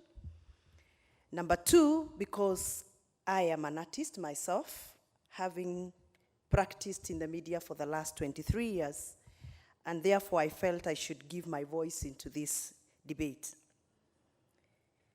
Madam Speaker, this treaty cannot have come at a better time than now, when we are heavily burdened in fundraisings geared towards supporting the old artists who are once swimming in glory and today are languishing in poverty. I happen to have friends, personal friends, who are composers of music, who are dancers, who are singers. And Madam Speaker, listening to their stories in the early 80s, because of course they share with us their stories. And in this I want to quote because it is important to give facts in this house. I happen to have a personal relationship in the artist industry with a few artists like CDM Kirato of Limuru, DK Wa Maria of Gatanga, Muranga, and the late Joseph Kamaro. The three artists always narrate to us how they swam in money when the copyright issues in this country were respected. In fact, I do remember the late Joseph Kamaro one time told me how he could afford to hire a helicopter from Nairobi to Mombasa for a performance. Unfortunately, today, the musicians that we have, especially the Kenyan-made musicians, I don't think they can afford that kind of a lifestyle because their work has been copyrighted. Even when it is copyrighted, it has been pirated. Just the other day, Madam Speaker, we had a young boy who was featured in every platform of social media in Kenya called Madhuiti. I'm sure, probably, Madam Speaker, you got to experience the kind of flamboyance the boy was swimming in. But unfortunately, I visited the home just a few days ago, and I was saddened to realize that even the boy required a pair of shoes to go to school. Yet his voice has been used in almost every new song produced in Kenya. This is why we need such treaties, not only put in paper, but also put into implementation. Madam Speaker, I once was a radio presenter, and the kind of radio presentation I was doing involved my own intellect, knowledge, and practice. And it was shocking for me to do a radio show for 4 hours. And one time I was driving from Nairobi to Nakuru, only for me to find somebody selling my own work that I was presenting in the morning at about 1 o'clock, selling my own voice in the street of Nakuru. It is my voice, it is my content. Somebody was listening to me on radio in the morning, and by 1 o'clock, the content is on the streets. Unfortunately, I was not in a position to follow up because I didn't know what to do. I do imagine there are so many other artists, people who have content, who have issues with their own copyrights that are going through what some of us have gone through in the past. Now that we are privileged to be in this house, the onus is on us to make sure that such treaties are implemented, not only implemented, but follow-ups to make sure that people who have been victims of these kind of scams are protected and are given a dignified life. And on that, Madam Speaker, I honestly do support this treaty this afternoon. Thank you. Well spoken, Honorable Wamshomba. Let's have the Honorable David Gikaria. That fast. Thank you. Thank you, Honorable Speaker. Honorable Sankok, you're out of order. It doesn't matter when they walked in. My list shows that he's next in line. So, and Honorable that Speaker, is the preserve of the Speaker. I totally agree with you, Honorable Speaker. And this morning Unless sometimes they need to behave. if you're not ready, we can. Honorable Speaker, I want to. I'm just from. Honorable Speaker, I want to add my voice on this very important treaty. which the ICT committee has looked into, and they've been able to come up with a very good report. And Honorable Speaker, well, it has been said a lot about people doing copyright. It's unfortunate, it's very unfortunate that young people who are coming up, trying to make a living out of a very, out of this industry of artists and performance and things like that, are not able to get the full benefit of their talents, the full benefit of what God has been able to give. I was watching this young man from Tanzania the other day on the television, the famous boy who used to sing, I can't remember his name. And if you look at him, Honorable Chair, you sympathize. Just less than 3 years ago, he was a darling of every, and I remember one day he came to Nakuru to perform in one of the big hotels, and you couldn't be able to get even a ticket when they was charging over 5,000. But just yesterday, actually, on the television, under this program, Wako Wapi, he was brought on that program. And you could see what he's going through. And I think this treaty will address some of these issues that will go a long way in trying to assist socially, economically, and financially that this artist will not be able. And it's very unfortunate that every time, and it is true, I have been attending a few of some funerals for a few of these very important people who are artists, particularly in the Central Province. And it's unfortunate that people have to continue even contributing to bringing up their families after they are gone, just because they were not able to make a living out of their field. So I think this treaty, it's unfortunate also, Honorable Speaker, when I was looking at the report, that this thing was brought last year in November, almost a year after is when it is finding its way and to the floor. But I want to thank the committee that they have been able to find time to be able to look at this treaty so that it can be able to assist. And it is true, as Honorable, the only thing I agree with Honorable Mushomba is about this, on matters of this, that this young boy, the Madhuiti young boy, I had an interest, and I was trying to make a follow-up on this Madhuiti boy, and I was being told now he's a grown-up, he did these things some 5, 10 years. I'm surprised to hear he's a school-going kid whose voice is normally used almost in every other song in this country, and yet the boy is languishing and not being able even to. And it's important that even if you have not had some patent or you have not been able to protect your voice in some field, that this treaty should also recognize that if such a boy and such kind of his voice is being used, that he needs to be compensated, or he needs to be, something out of that, because that is a very young boy, he's a minor, maybe the mother, the parents don't know anything about this. So I think it is also important that even if you don't have a part, and it is that is being used. I'm happy about this young radio presenter called Bonoko. He actually literally speaks Kiswahili, Kikuyu in his program. And the boy has become so famous that, but at least he has been able to make something out of that. And I think it is important that we support this treaty, and I hope that the committee also will be looking into trying to put more interest, particularly to the minors and who cannot be able to get this. With those few remarks, Madam Honorable Speaker, I support. And I thank you. You are my able chair. So how I wish you are not put there, and I know. Thank you very much, Madam Speaker.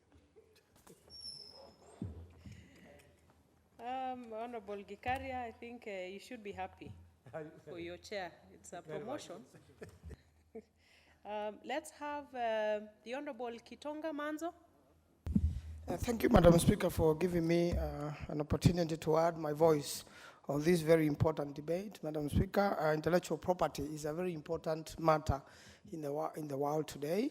And in fact, there is something called International Trade Association, whereby now our parliament and Kenya we are beginning to participate. On the last occasion, our speaker, accompanied by a few members here, quite a number of them lawyers, attended this conference in the US, and it deals with intellectual property. And the substantive speaker one time told me earlier on in the earlier parliament, he was very keen on this particular legislation because it's been missing for quite some time in the country. And I'm happy now to get a treaty where Kenya can participate and our own talents can be protected. Madam Speaker, in one of the occasions I attended in this association from a committee of trade, industry, and cooperatives, one of the cases illustrated was when during the World Cup in South Africa, a song belonging to Sangalewa was actually used as a signature tune for the World Cup. And the Sangalewa people are languishing in poverty, and their song, their intellectual property had been stolen. So the volunteer lawyers went to court on behalf of Sangalewa, and the singer actually agreed to settle the matter out of court. And today the Sangalewa crew lives very well, courtesy of a court case and international trade relations, whereby also this law is being applied in quite a number of countries. It will be also the same with the famous Tanzanian singer Rose Muhando, whose music will be copyrighted. Even before she performs here in Kenya, her CD will already be selling. So by the time she performs and she has a big performance here, 3/4 of the money is gone with thieves. And I want to say that a lot of musicians, if you ask them out of the current structure we have now, how much they earn out of it, you'll be very surprised. A young man who was being interviewed on radio said for the last 3 months, he has only been paid 2,500 shillings. Yet his music is being sold all over, and there are many, many other court cases going on right now between Safaricom and individual artists. There be an issue as to whether intellectual property belonging to them has been used for purposes of advertising and for purposes of the tunes in the phones. And it's a big industry, Madam Speaker. Hence the need now to legislate and also to have ties with international community so that when something happens here and also happens in Beijing, whereby in China we have a lot of talent and a lot of creative young people.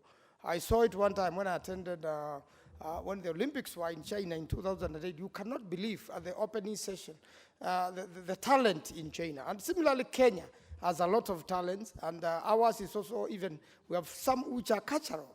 For example, the Maasai culture. A lot of Maasai artworks have been stolen and manufactured elsewhere in the world. Nobody has gone to court over this. With this sort of international agreement treaty coming around, we are now going to sue whoever has stolen even the kiondo from the Wakamba people. It's being manufactured without, our permission, and many other cultures in Kenya, which are the coastal culture. We have a lot of cultures here which have been stolen by people and used and duplicated. So this treaty is going to cover intellectual property in a very wide manner, and we will have a treaty or an agreement whereby if somebody in Beijing breaches or steals something from here in Kenya, we can be able to the two countries can be able to liaise. Even a judgment made here can be able to be applied in Beijing, and that particular artist is compensated. And many other countries who will belong to this particular treaty. And I believe because many countries are promoting youthful talents and the youths, I believe as many countries as possible are going to join this to protect their own youth, their own culture, their own creativity, intellectual property generally. When we went to law school and learned intellectual property in the 90s, it really looked strange. But the lawyers who picked it then are in very good practice today internationally. They are able to work in as many continents as possible, because this also comes in together with when technology is transferred, when from one area to another, and especially the lawyers come in ready when the agreements are being made between one state and another, or between trade people who are doing business from one continent to another. Bill Gates have really helped a lot of these young people through their foundation, and and are also helping in making sure this sort of treaty is implemented wherever countries have signed, so that culture, creativity, creative property can be, belong to the owner.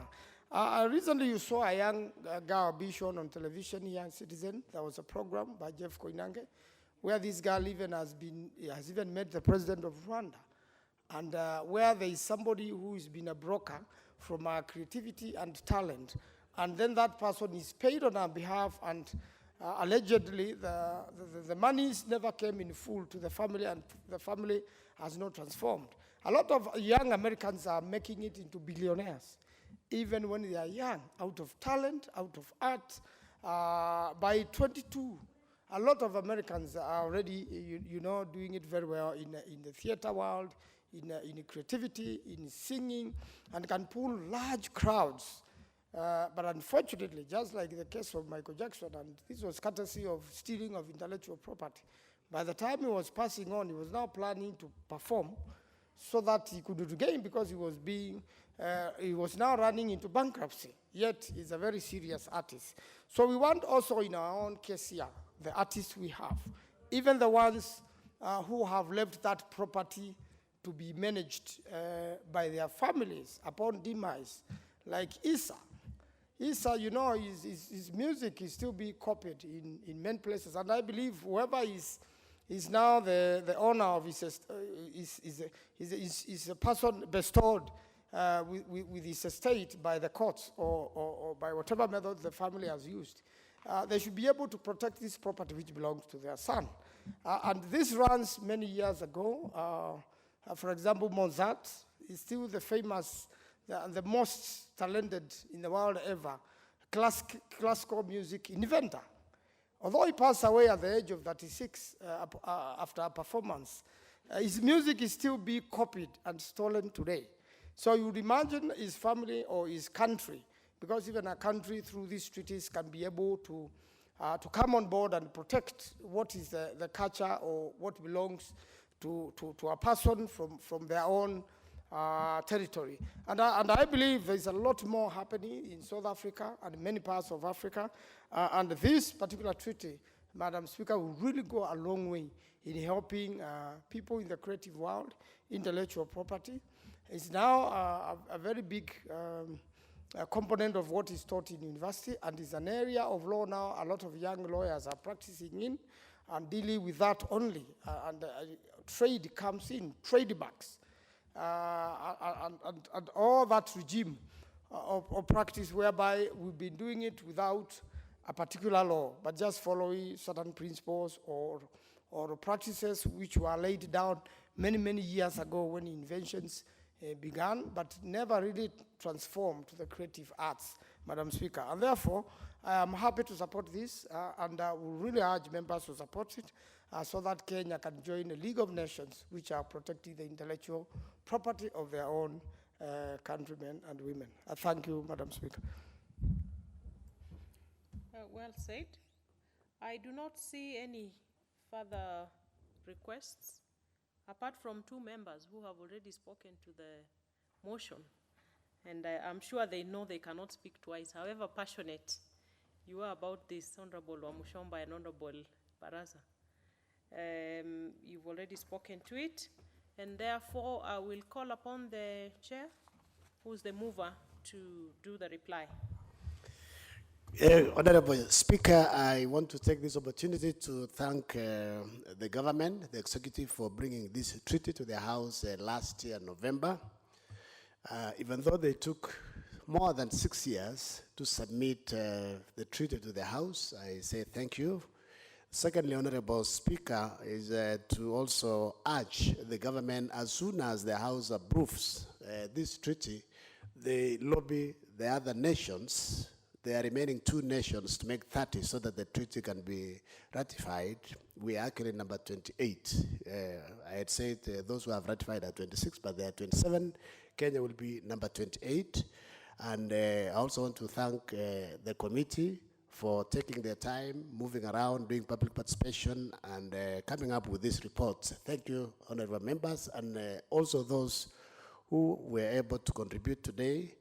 led by the committee members, the vice chair, and also all the members who got opportunity to contribute. And I want to say we have taken your comments positively, and we will ensure when the time comes to domesticate the law here, especially on the copyright bill, because just the other day we passed the copyright bill. We will ensure when we are overhauling the copyright bill, all these comments that have been said this afternoon that will help the artist will be incorporated.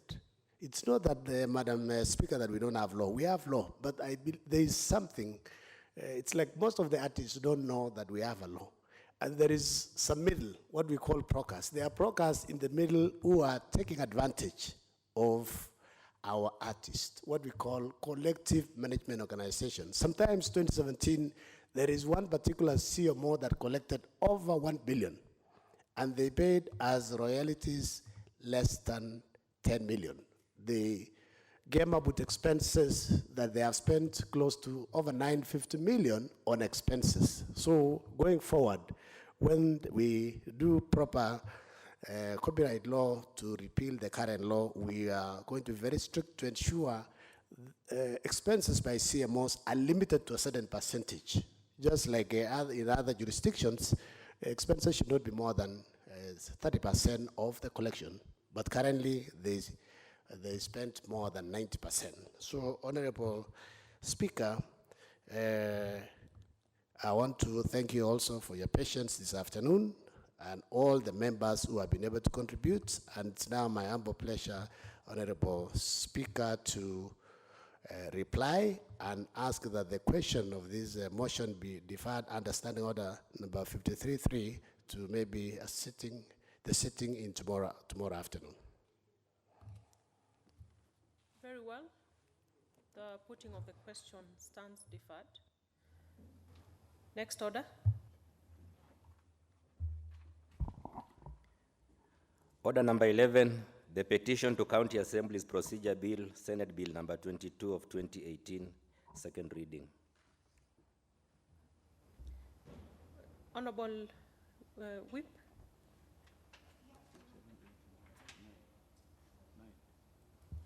Yes, Madam Speaker, the report of this particular bill is not yet ready, so I wish to request that you oh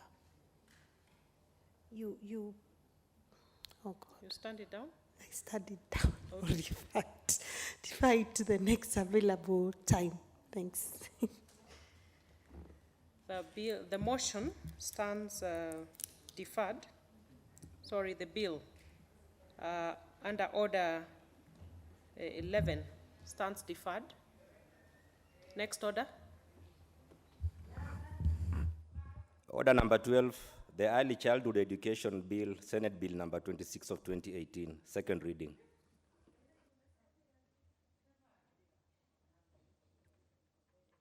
Yes, Madam Speaker, the same fate befalls this particular one because the chair of the Education Committee is not ready, so I wish to request that you defer this particular order until the next available time. Order number 12 on the Senate Bill number 26 of 2018 stands deferred. Next order.